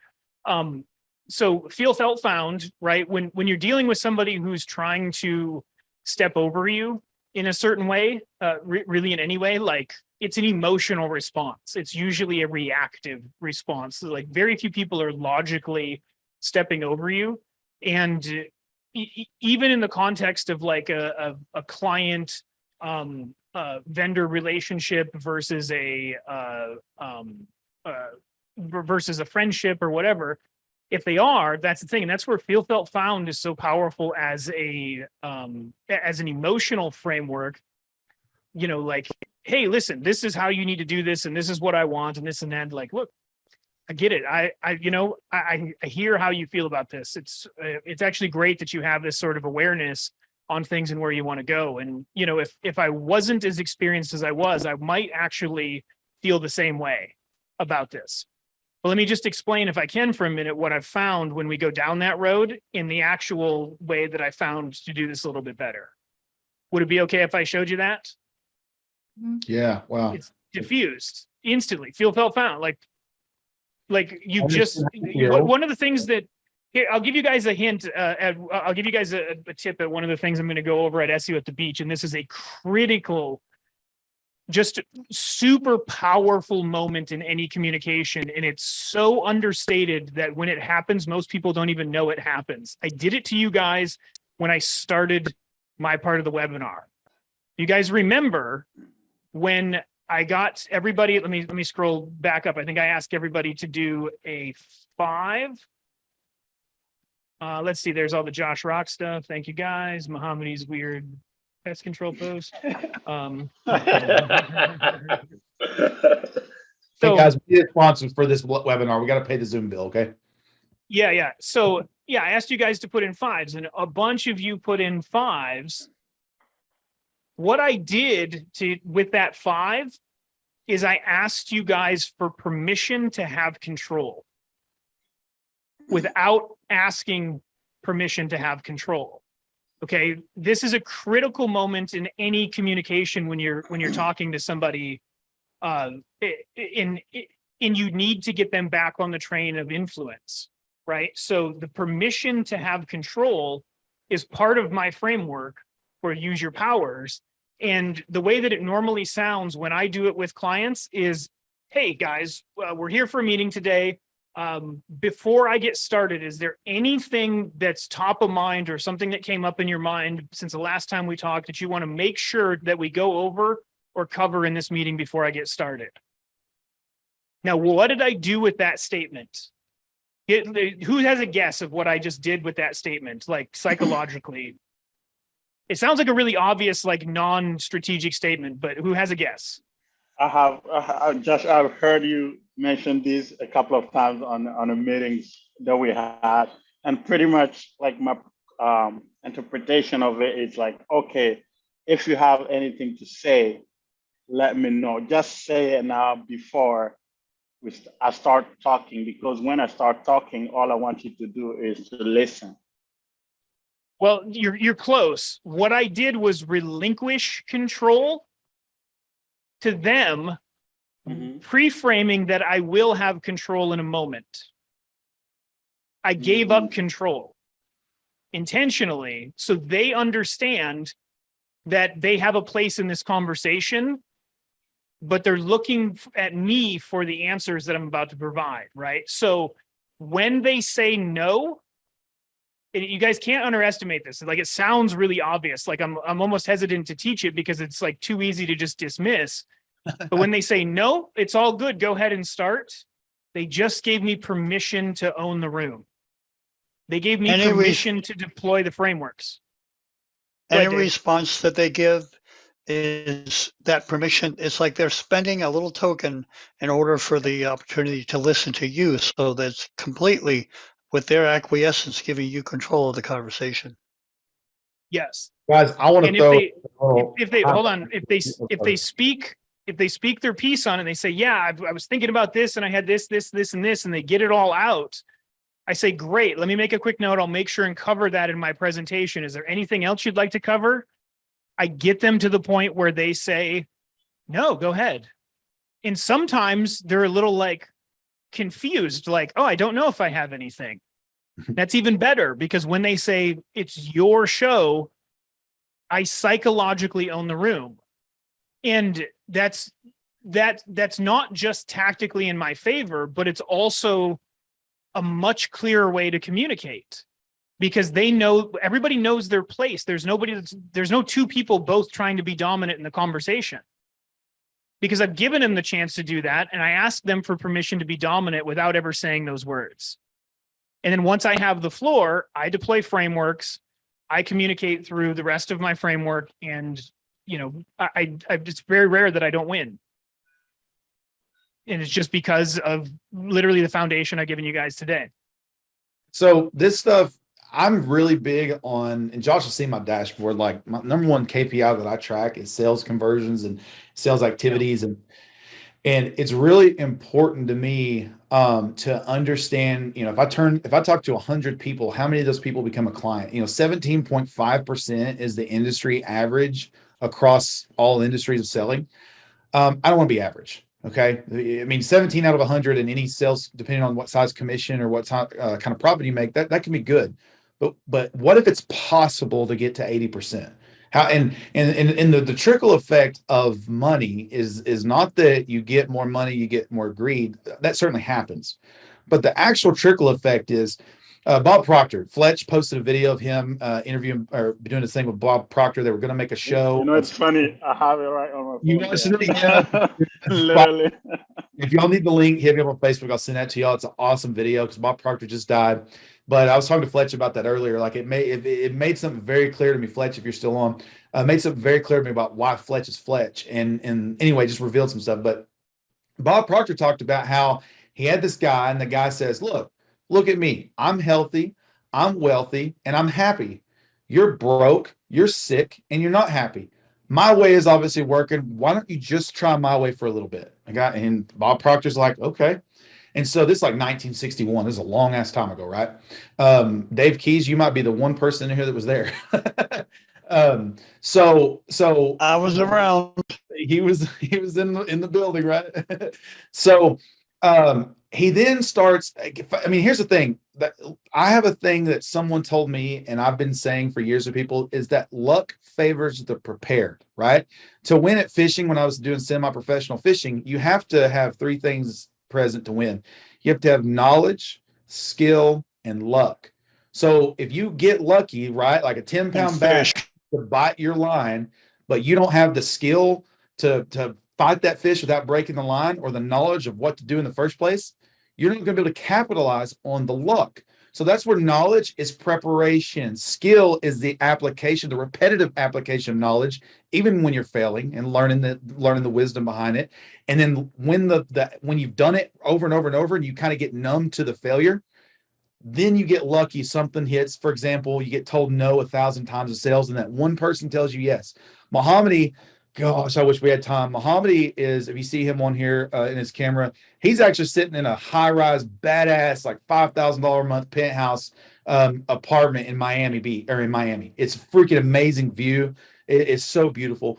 He started out in America, what, 5, 6 years ago, something like that, as a refugee from Africa in the middle of a war-torn country. Like he couldn't speak English. Starts working in a sneaker store for $7 an hour.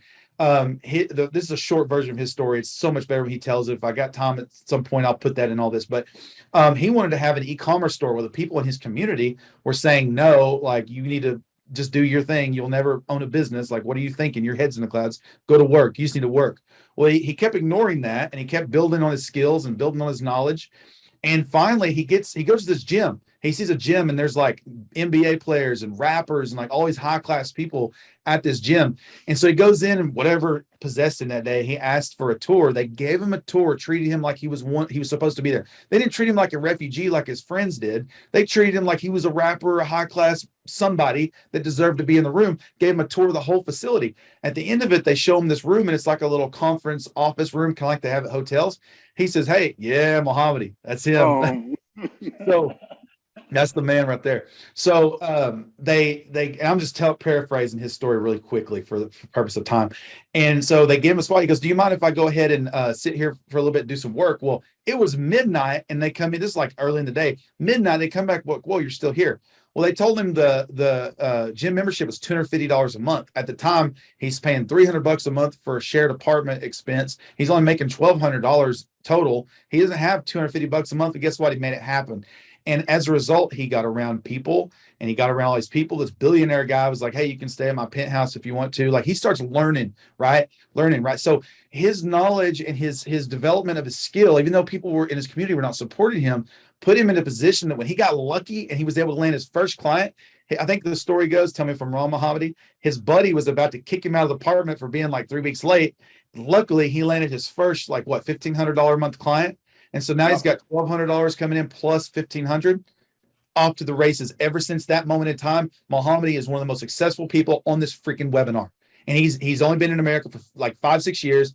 He hasn't taken no, he hasn't taken any excuses. He's just focused on winning. And that's why we've got SEO at the beach. That's why we've got all the people on this webinar. That's why we do this stuff, because I want to transfer the freaking, you feel the motivation in my veins? Like, this is what I get from talking to Mohammedi. I spent a few days with him in Miami a couple of weeks ago. Oh my gosh. I mean, this is just a common. I'm just paraphrasing like 2 or 3 days worth of talk in this one thing I'm saying right now. So this is the kind of thing I want you guys to have access to. This is the kind of, respect. Thanks, Dave. Side scroll. I want to tell y'all something about Dave Keys. I like Dave. Dave's been around the block for a while in SEO. He's really good at real estate SEO. Just saying, if you ever have a real estate thing, because it's one of the hardest things to rank, he's your guy. You might want to friend him on Facebook. But anyway, Mohammedi he's better looking than Dave. That's awesome. But yeah, guys, if you have any questions for myself, for Josh, for anybody on this webinar, please feel free to jump in. I've kind of ran off on a tangent, but I get super motivated because I was a poor kid. Like, I grew up with nothing. And this whole thing is, I can't believe to be on this webinar talking like I know something, let alone hosting the event. Like, this is all dreams come true for me. So like my purpose and like Bob told me a thing in the video. He's talked about most people don't know who they are. And I know who I am. My job is to provide impact to other people. Like, I love motivating because they say that money doesn't buy happiness, and I'll say neither does poverty. I've been in both, and I promise you, there's been some times where I'm freaking out of whack with money and having a bad time. But I promise you, every time the answer the entrepreneurship has provided me, you got a problem, go pay for it. So The top ramen lifestyle is way overrated. Yeah, that, and I want to yeah. just jump in and throw out there one of my favorite Josh quotes ever, which is choose your hard, right? Like, choose your hard. Yeah. Oh, So powerful stuff. here's my question to you guys. All right. So like for the more observant of you, you realize that in my training, I put together many different pitches for SEO at the beach. And what I want to know is there a reason or an objection or something that I didn't cover in that is a reason that some of you might not be showing up? right? And I just want to have, if we, we've given you this time, this attention, if we can have the opportunity to clarify something for you, because it is going to be an outstanding event. And I don't need to do another call to action for it for you guys. I don't think anyways. I did them kind of, I guess, overtly in the training, but I just want to make sure that nobody's like left behind on this, because events are so dominantly powerful in and of themselves, beyond the knowledge, beyond what the knowledge does for you. It's about just being in the room with the people. Like, imagine how great it is to be on the webinar with all the people that are talking and all the experience that's here. Now spend a few days with them. Right. So I just want to know, is there anything that somebody's struggling with? Like, I'm not sure I'm seeing the value, or like, is there, I would come, but like, I feel like I'm going to not understand, or any of those kind of objections that anybody has on the call, because those are things that are things that we can easily communicate through. No judgment on any of the questions that you have. By the Yeah. way. Yeah. And it's nothing like that. If you guys don't know me, and those of you that do, judgment is not something that I partake in, not for real. Like, I'll joke around if we're friendly enough, and we'll say some really crazy judgmental things, but like, there's never any judgment in my heart for anybody. So, and also, if you have like I don't think it's valuable, like what you pointed out, then that's fine. Let's poke into that. that helps us. Like, Yeah, let's yeah, figure it out, because at the end of the day, if I could do, like, we've got just about $50,000 tied up in this event. Like, it has become expensive like no one's business. So we understand the value better than anybody, not just for the expense side, but this has become a full-time job setting up this event since August, roughly. David and I decided to full on take this on. And it's been one of the funnest things I've ever done. Like, it's been eye-opening. I've learned so much, and I can't wait to, like, I've got a ton of case studies I've been stacking for years. Just like the text message I just got earlier from this client. Like, this is a cool freaking deal I'm doing with these guys. And I can't say anything about it just yet or directly, but I'm going to talk about some of the nuances of it at SEO at the Beach. And so our goal at the SEO at the Beach, so number one, we've been to a lot of events, and nothing wrong with that, where they're pitching you a course at every single speaker. Now, if all my speakers show up with a course to present, I'm happy, because here's the thing: you can't learn everything I know in 90 minutes. You just can't. So if someone is touched by what I'm saying and I want to offer you an additional access to my training, perfectly fine with that. But that's not the point of the event. The point of the event is that you come to this event, get over this last Google Maps update, and learn some contextual relevant stuff via Josh Fletcher's Constellation SEO. That technique alone is probably worth a $5,000 ticket. It is crazy, insane valuable. So we have done a hard job, like, I feel, of selecting speakers who know what they're talking about, who are moving the needle. And one of the things is, show me your money, show me what you're doing, show me what needles you're moving, so that when I tell my people that are coming to this event, I can tell it with confidence. I'm telling you right now, every speaker I've got lined up is freaking gold. But I wouldn't mind hearing the objection thing, because here's what's going to happen. If you come on the video, or even in the chat, I don't care. You may not want to come on video.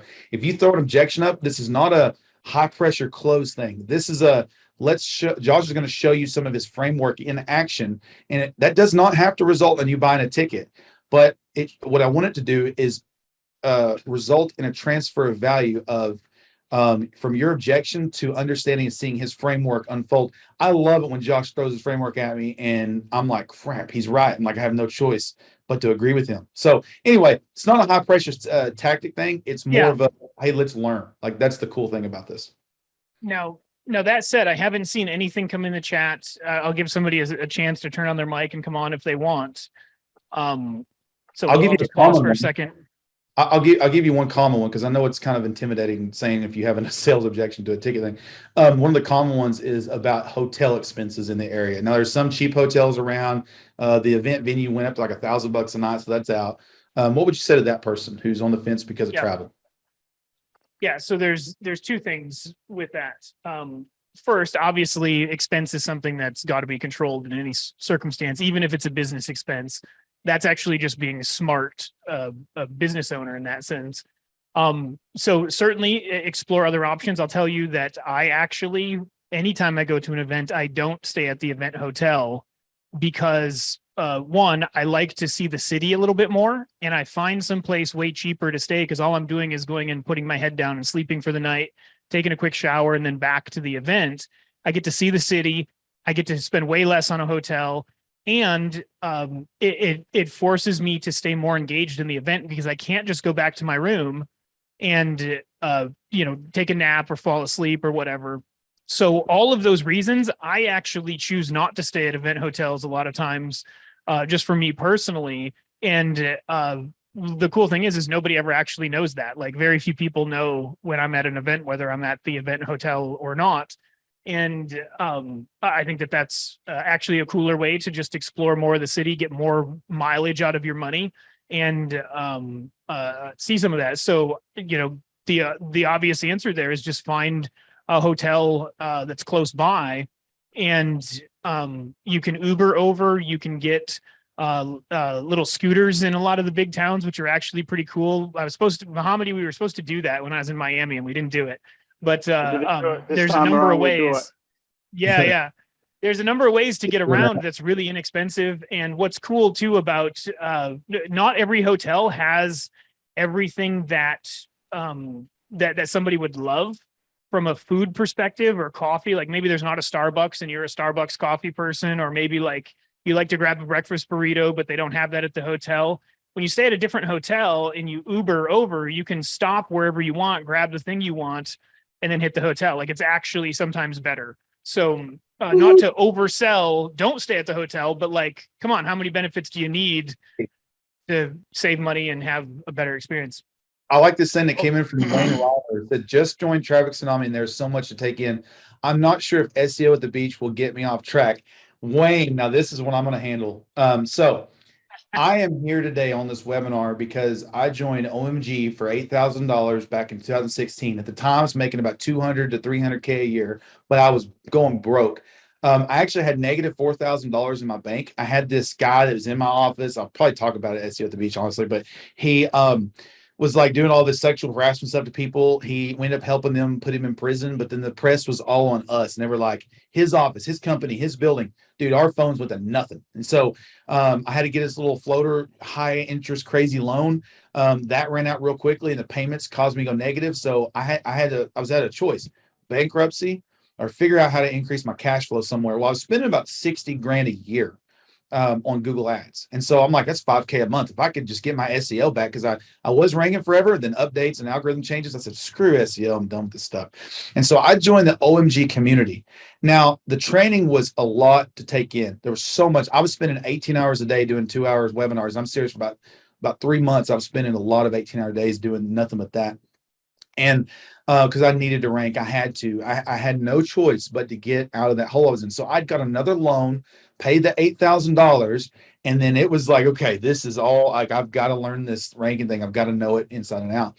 And because of OMG, which is now Traffic Tsunami, that's why I'm here on this webinar. So I will absolutely second what you said. Join Traffic Tsunami. I'll get you a link, even though it's closed. Like, I can get you in if you're not on there. It's $5,000 right now, $400 something a month. Absolutely, that's the best value for your money. The second part of that is I was able to grow within OMG, not because of the training, because of the brains in there. Like Josh, for example, we became friends. Like David and I became friends. David's been in OMG since 2013. So it was really a combination of 2012. Greg Morrison's freaking badass training coupled with the students and the friendships in there. And then when I went to OMG Live for the first time, that's when everything really took off for me, because it's one thing to watch it on video, to get on a webinar, hear me mention like 900K a year, or hear David's done a couple $1 million, almost $3 million with his personal agency website. Mohammed, he's doing a high 6 figures, maybe even 7. I don't even know. He's way up there though. It's easy to get on there and hear someone say that. But when you come in flesh and you meet the real life person and you shake their hand and you get to know them, and I'm goofy. Like, ask anyone else. I'm going to get you all to call at me on stage. Like, yeah, Ryan's already here. You're going to act like a bunch of freaking chickens in a stage group like environment, okay? And you're not getting out of there without bacawing at me, bet. The energy and the transference of that energy, coupled with making new relationships. David and I are business partners now because we met at OMG Live. Had we not went to that live event, the ticket was $9.97. Had we not attended that event, SEO at the Beach would not be anything. Not only that, we've got our mountain mastermind that we do in Breckenridge, Colorado, and we're partnering together on agency stuff. Now, David's got his own agency where he does things, and I've got my own like sort of agency where I sort of do things. There's going to be one, like we're going to hit one niche that we're both good at, and we're going to hit it hard. David's fulfillment. I'm the business sales in. Okay. So that partnership would probably not be possible had we not drank a beer together at OMG Live in Nashville, right outside of Nashville, Tennessee, at the Drury Hotel in 2017, 18, something like that. So I'm here to tell you that in these communities, the best, absolute best thing you can do, ask Josh Beechraft, he goes to a lot of these, is go to an event. It may not even be my event. You can bet your ass I'm paying Mike Long for a ticket. If they do something this fall, I think they're going to do an OMG Live, hopefully, if they decide to. I'll be there, and I will be I spoke at Orlando in the summertime. Like I paid $9.97. Sound like. And I was a speaker. So that's my question. So Is your computer by Kai? Sorry, Josh, I muted you All right. accidentally. It's all right. So I just want to add to that, like so obviously, like I've been in the situation before where I felt exactly the same way, right? Like if we're going to use the framework, like there's no, like I just taught you guys, feel, felt, found, right? I've literally felt that same way. Like I had just bought when I first bought into OMG, it was with Stephen Floyd, and Stephen said, you have to make OMG Live, which was like a couple months later. And I went, how am I supposed, I just paid for this like $8,000 program. And now I also have to travel to this thing. And so I've literally felt the same way. And it does feel like drinking from a fire hose in a certain sense, especially when you first get in the community. You got all these people just going, I love life because this community is so awesome, right? Like, how do you even deal with that kind of energy? And here's what I actually found with the whole thing is one, immersion moves the needle. Immersion takes you from thinking about something to becoming something, right? And it happens very quickly. Two, I have never been to an event, not one, that hasn't made me money. And it's made me money either directly or indirectly. And it actually, because I went to that OMG Live, the first that first time, just a couple months after joining OMG, I ended up being able to partner with Stephen Floyd, which made me stupid amounts of money over the time that I was doing stuff with him. And it let me build a network of people that continues to pay me to this day. And I either go keep those relationships up and we have more things together, or I get so inspired with a new idea or with meeting somebody that I go, wow, look at the direction they went. That's amazing. And I can add that to my list and move forward from there. So I totally get it. It's a very valid objection. It's a very valid way of thinking, and you're smart to have thought it. The one thing that I'll encourage you to do, and this is no pressure again, is don't make your decision from what you don't know. Make it from what you do know. And if you knew that getting involved in the community was the right decision, then potentially you can assume that getting involved in an event is also a right decision because it's a deeper experience of that community. I just want to hop in here really quick and just touch on something. So if you guys don't know me, I've been in OMG. I joined with Mohammadi. Long story short, I had never gone to an event at all. Like never been to an event. I went to my first event in Cocoa Beach. The things that came from that, the people that I met, the relationships that I formed, like literally the money that was spent to get there was 100% worth it. Even if I missed all of the other presentations and stuff, the conversations that you're going to have with some of these people, the connections that you can make, like Josh said, will lead to more partnerships, will lead to more money, will lead to more of these things that you can't even plan for that. And again, I'm not affiliated with this in any sense. I'm not trying to sell it. I'm just being honest with you. I'd never been to an event. As soon as I went to an event, everything took off for me, like literally skyrocketed. And that's not being overly dramatic. That's just literally telling you how it is. So I just want to throw that in there. If that helps, sweet, but it's a game changer, man. Thanks, Ryan. Wayne, I want to also add something, not to pile on too much. Thank you for the question, but I have kind of a simple way to look at this that I think really hopefully helps you and anybody else make the decision. So I like to look at when it comes to any sort of training or any sort of things, because anytime you do one thing, you're not doing it another. If you're training in one way, but that doesn't mean you can only do one thing sort of over in like a month or a year or whatever. What I would look at it is this convergent or is it divergent from where you want to take yourself and your business? And if you've decided that your business is running pay-per-click ads for clients, then no, don't come. Then it's definitely going to take you off track. But if your business is centered around SEO, and especially definitely if it has anything to do with maps, I think this is very convergent on where you want to go. There's going to be unique stuff. There's great stuff in Traffic Tsunami. I'm not saying don't do Traffic Tsunami.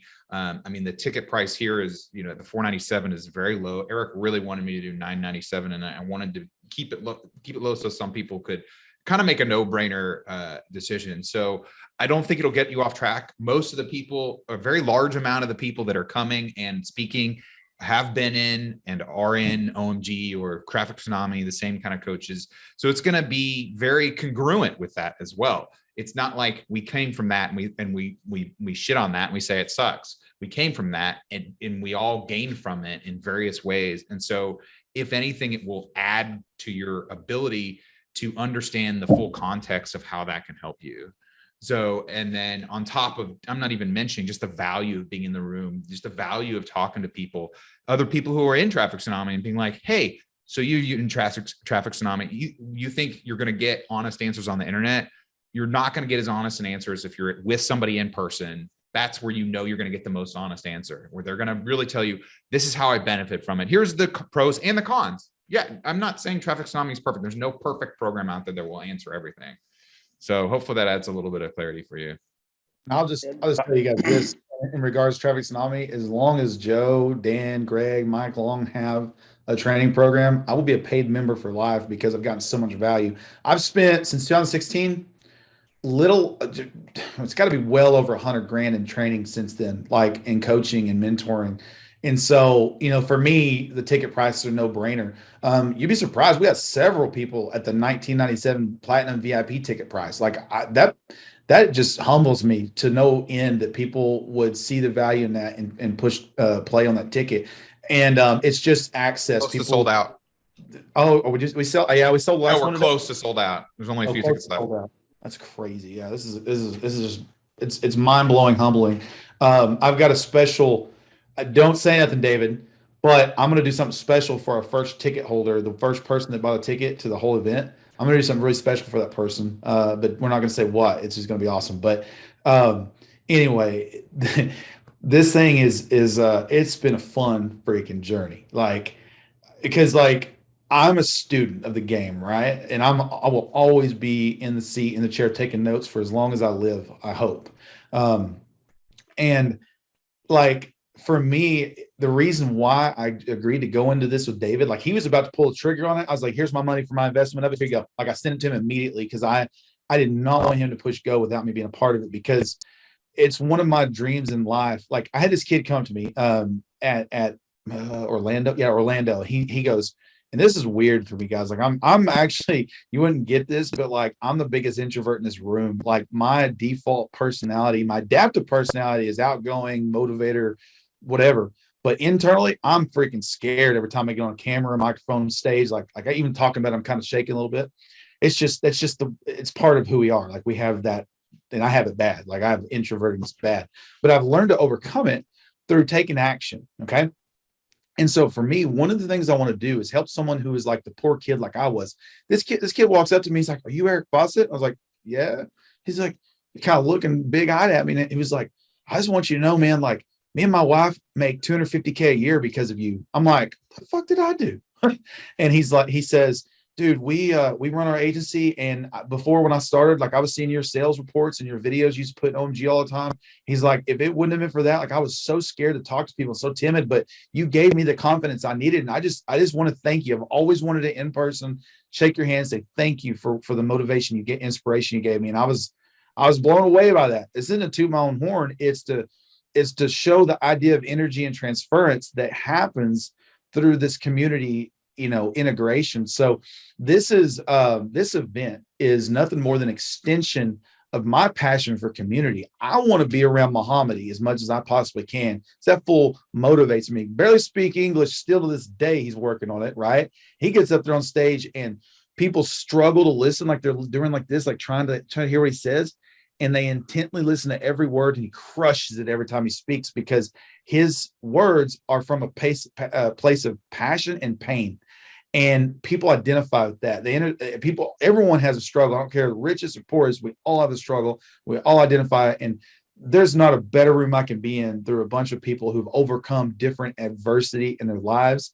And I get to have a drink with a guy at a bar. It's telling me all about how, he had cancer or whatever, and he was going out. Matter of fact, Jamie Washington, she was an OMG person, started a really successful agency, and the agency literally helped her survive during cancer treatment.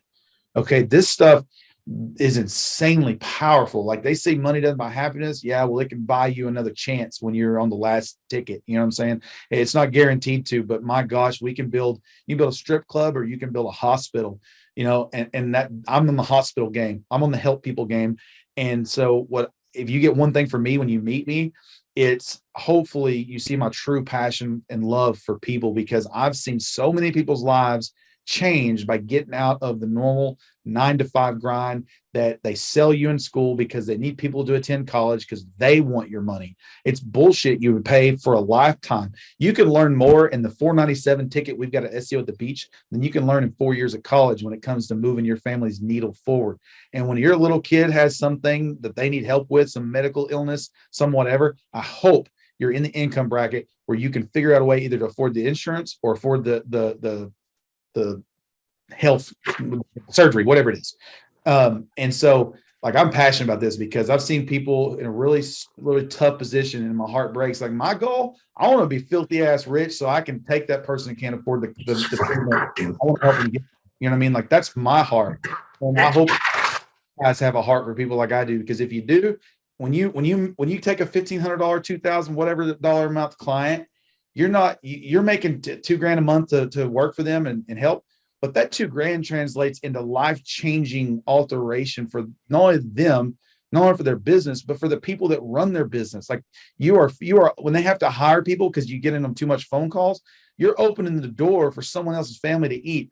I think we forget how hard it is to make a dollar. I really do think we forget how hard it is to make a dollar sometimes, especially when we're used to all the money getting that we deal with online. It's hard to make a dollar. There's a billion different ways to make a dollar on this planet. We just happen to have one that is super easy to streamline with work, like Josh Beechraft says. It's not like going to happen by itself, but you get around the right people, we're going to move your needle forward, hands down. Show up this event, bump elbows with me, I'm going to freaking motivate you, and that's my mission. That's my goal. I want everyone that shows up to walk away with gold in their veins. Yeah, it's a great question that Wayne had here.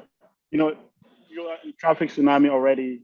You're starting this journey. You just joined. You're starting a journey. I was in your shoe at one point in time, right? But what is more important here? You having the resources, one thing to do the job, but the mindset will take you a long way. Because when I joined OMG in 2016, I paid for the program. I have it in front of me.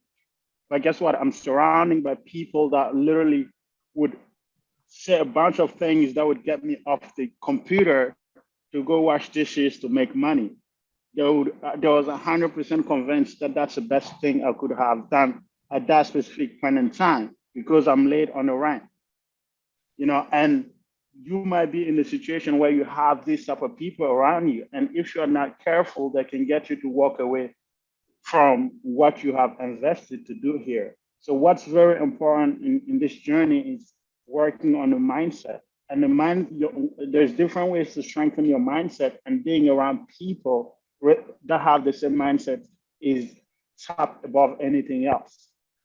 And coming to an event like that, not only you're going to benefit from the insight and the learning you are going to do, but you're going to be able to have people that you can talk to. You can talk to people online here and there through text, but sometimes you never hear the voices. You speak to people a long time through Messenger on Facebook, commenting on the pictures and they're commenting on your pictures, but you never spoke to them. By coming to an event like that, what that would do, it would allow you to hear somebody, feel somebody, communicate to someone in a different way. Somebody's going to talk to you about the family and the children, the partners, things that are really different, like different, builds you in a different aspect, giving you the insight of a real community. And that person is somebody you're going to wake up the next day and call, and the day after that and call to go over everything that you're struggling with. You earn that. You know, I read this John Kim book. He says that when we're young, it's easy to make friends. You just have to show somebody what you found on your nose, and all of a sudden you got a new friend. But as you become an adult, it's hard to make friends. It's literally hard to make friends because who are you gonna like? Who are you gonna have as a friend? You want somebody that have the same understanding as you do, that have the same motivation as you do. I cannot just go walk on the street and meet someone and make a friend, but I'm proud and happy to be able to say Ryan is my friend, Josh is my friend, David is my friend, Eric is my friend.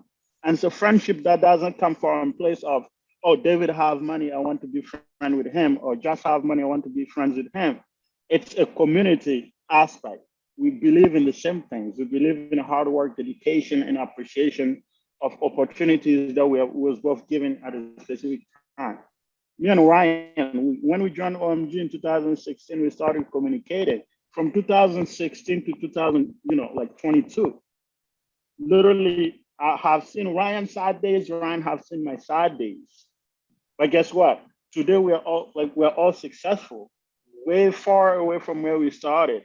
And Ryan would come to Miami, stay with me. I'll go to Ryan, I would stay with Ryan.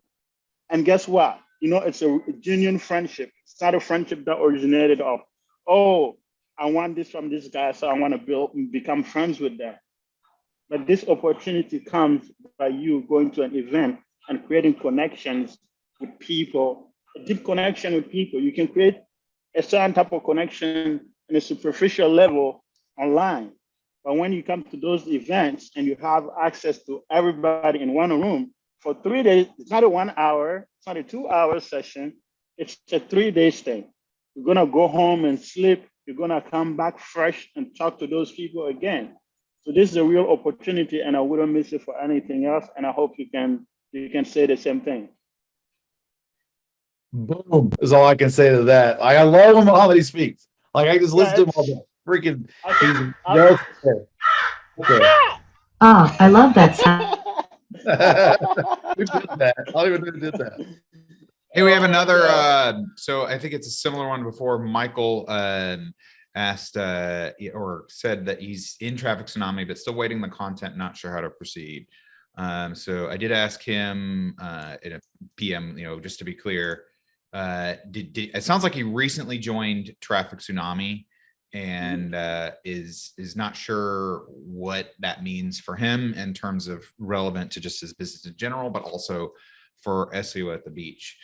I do think we cover this to some degree. I think that there's going to be a lot of things at SEO at the beach that you're not gonna see in Traffic Tsunami, just like there's things in Traffic Tsunami that you're not going to see or hear at SEO at the beach. You just can't cover it all. I think one of the things that has been mentioned directly and alluded to a lot here is one of the things that you're going to see in there. You're going to be able to see the other people that have had success with Traffic Tsunami. What exactly have they done with it? Because there's a lot in there. There's a lot of different ways, a lot of different tools. How do you build that together? What machine do you build with the tools and the parts that are presented to you? And so you're going to be able to ask direct people, and even just having like 5 conversations with people who have actually been in Traffic Tsunami and have actually used it. That kind of context is incredibly, incredibly valuable. It can't be overestimated how valuable that will be for you understanding what you can do with what you've got and what you're going to get with Traffic Tsunami. So just that aspect, that's even putting the training aside. There's going to be a lot of people there who are in that situation. Okay. Michael answered yes. So yeah, he's got Traffic Tsunami. I don't know I haven't checked, so I don't know what the exact content situation is. It sounds like there's not all the content is there. And so, yeah, which is fine. That's normal to be expected, you know, because a lot of it's going to be in the webinars. I think you'll get a lot of answers on how to use that content before or after it comes out. I'm not sure exactly if it's coming out soon, or, you know, I'm sure some of it will come out soon and some of it will come out later. Holly has a good question. Says, is there a breakdown of how many agency owners versus business owners that are going? It's mostly agency owners. There's so, there's a few business owners, but it's mostly. I'm kind of like hybrid. Like most of my stuff I've done for myself. And one of the things I'm going to talk about is just my perspective on SEO. Like there's $1,500 a month or 4,000, whatever you can get from one client that, you know, and they're going to make hundreds, thousands or millions. I've got this perspective where I want to be both my SEO consultant and like an equity builder. Okay. So there's situations where you can treat what you really and Allison and I have gone over this because I love it when that happens. It's like when I'm talking, it happens all the time, but it's funny. Anyway, so there's a situation that I view SEO as a way to be like a real estate investor, but like a digital real estate investor. So I like to show those case studies. I like to show kind of results. Like right now, I'm building a salon. Like who the freak would have thought I'd ever own a salon?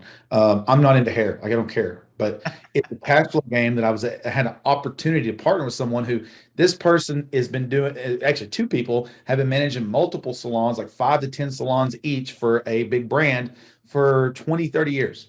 But they're tired of working for pennies at this place and not getting A, rewarded, and B, being underappreciated. It's funny how far respect goes. So I've got the couple things that they don't have. Number one, capital to start the thing. Number two, marketing ability to drive traffic to it. The biggest fear they have about going on themselves is getting clients. I have the answer to that. I've got Google Maps. I've got Facebook ads. I've got Snapchat ads. I've got Instagram ads. I've got YouTube ads. I've got all this freaking marketing brain that I can put our stuff in front of people and drive people into this place. And it's going to make me about anywhere from 30 to 50K a month at its peak when it's ready. And then this is an opportunity where if I like it, if I enjoy it, I'll open 10 of them because I'm a systems guy. You know, I've already done the 10-hour a month thing. If that, some months I don't even work for a couple months on the main thing I do. And so when I talk to a client, I'm a little jaded. If they're not like me, I'll take a client if it's what I call the perfect scenario. But if you're just starting out, you don't need to be like me. You need to be like whoever says yes, take their money and do the contract and work on it until you've understood all the nuances, the objections they throw at you, the drama around where the rankings come in, and then what happens to get the rankings, and then what happens when you get the rankings and converting that traffic to paid customers. At some point you get good and you need to niche down. Now you could start out in a niche, but you like me, I never thought I'd do anything with a salon. Like that wasn't in my cards. It's never been a goal of mine or a dream of mine to be in that, but my dream has been to be an investor. Right. And so it was an investment opportunity where I had the knowledge, the skill, and the luck to be there. They all came together, and now I'm putting that together. But if it wasn't for my affiliation with these communities, so when I go to these events, you meet all kind of people. I've met guys that do white label SEO for marketing agencies. That's how they started. They just started calling agencies and got 20 or 30 cheap clients really quick. Gave them some cash in the bank. And then they started, once they got their feel for the white label thing, then they started going after their own clients because they had these results to speak of. So there are a ton of different ways to monetize this internet game. And who'd have thought of a salon, right? Who'd have thought that wasn't on anybody's radar? Were you thinking about coming to SEO at the beach to learn how to build a salon? No. And I'm not going to teach you how to build a salon. I'm going to teach you how to build ideas and how to build your knowledge and your skill set so that when you get lucky enough and someone comes up to you with a freaking porta potty, like porta john, like porta pooper business, and they want to grow it, you know how to generate the cash flow to sell poop. Yeah. So short answer, most people to Holly are going to be agency owners, but some of them are actually, as Eric mentioned, are going to be kind of an overlap. There are a few people that I know that are more business owners. It's hard to say maybe at exactly the percentage, but yeah, hopefully that answers your question. Well, we've been going for over 2 hours now. I think unless we have any more questions, and we still got a lot of people on here. If you have any questions, kind of now is a good time to ask them. Also, Josh, if you're still here with us, if you want to do any last closing thoughts. Yeah, that's what I was I going to say. I have one last question for everybody, and that is if you asked your questions, you got them answered, even though you didn't ask them, and you no longer have any questions, I want to invite you to SEOatthebeach.com, go to the ticket page and grab your ticket. Because at this point, there's only one thing. And by the way, guys, whenever I do sales, this is my goal, is to get down to one thing. It's either money or it's not. If the other things aren't there for you, that's great. No big deal. And if money is the thing, that's, I've been there too. I get it. But if you have the wherewithal to be here and you don't have a real concern that's holding you back, I want to meet you in person. I want to shake your hand, and I want to be able to serve you in the best way that I know how. And that is going to be in person at this event and any other event this year. Like if you guys see me at an event, I'm totally approachable. Like for whatever, like somehow, some way, like some people would like think that I wouldn't be approachable for whatever reason. And like, I'm totally like, dude, come hang out. It'll be a blast. So listen, if you haven't got a ticket yet and you want to be there, I am going to sort of put a little bit of pressure. I think, I've spent 2 hours here with you and a bunch of other time with David and Eric behind the scenes. And I have no financial interest in this, you guys. Like I'm not putting on the event. I'm just here to help people succeed. That's what I do. That's why I'm helping in the capacities that I am. So given that I put that time into it, I am going to ask you if for your own sake, not just for mine, but I'm going to feel comfortable putting a little bit of pressure on you saying, hey, come get a ticket. I look forward to seeing you there in person. And man, I want to hear what's going on in your business. I want to hear the things you need help with, and I want to see you grow and have the same kind of time that I know everybody else does at these events. I'd love it if you could be there. Dude, thank you for that send off. And guys, if we don't have any questions, I say, David, we can hit the old shot block. We got one question coming in, see what that is. Love to be there, but am committed to teaching at a college in Montana for 10th night. I realize the value of in person. Maybe this was addressed before I joined, but will there be recordings available? Guys, so just guys, for now, for the purpose of this thing, we are looking at options for definitely we'll have recordings. We've talked about a live stream. It's a very tricky thing. We've already really high maxed out on expenses, but if you will send the PM guy to David Hood, give him your email address, he will just take down your information and let you know what type of options when they arise. It's a very tricky. Live streams are just like, everyone that's done a live stream has told me don't do a live stream because it always ends up failing.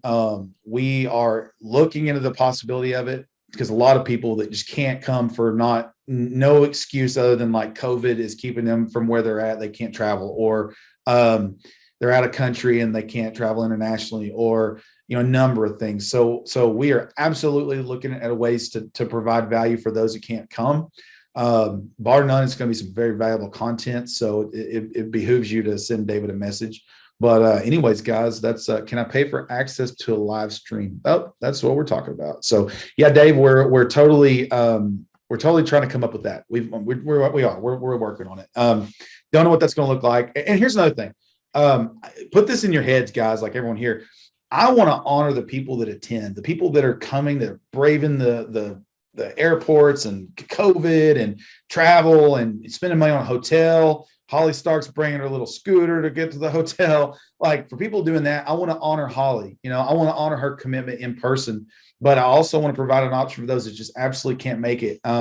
So we're looking at it, and we don't know the answer. But if you need it, totally send us an email to private message, and we will notify you when we come up with something. We will come up with something, maybe after recording, maybe a live stream and a recording option. Not completely clear yet, but we're trying to crunch it. If we do a live stream, it's going to be one of those things. It's like, hey, you're going to have to invest in this thing, and we're going to do our best to provide the best value with it. So we'll see what happens. But guys, so to answer your next thing, Guy, we are totally, this event, we're totally planning, like we've had so much fun with this, and barring the event goes well, like good is a baseline, but great is like super baseline.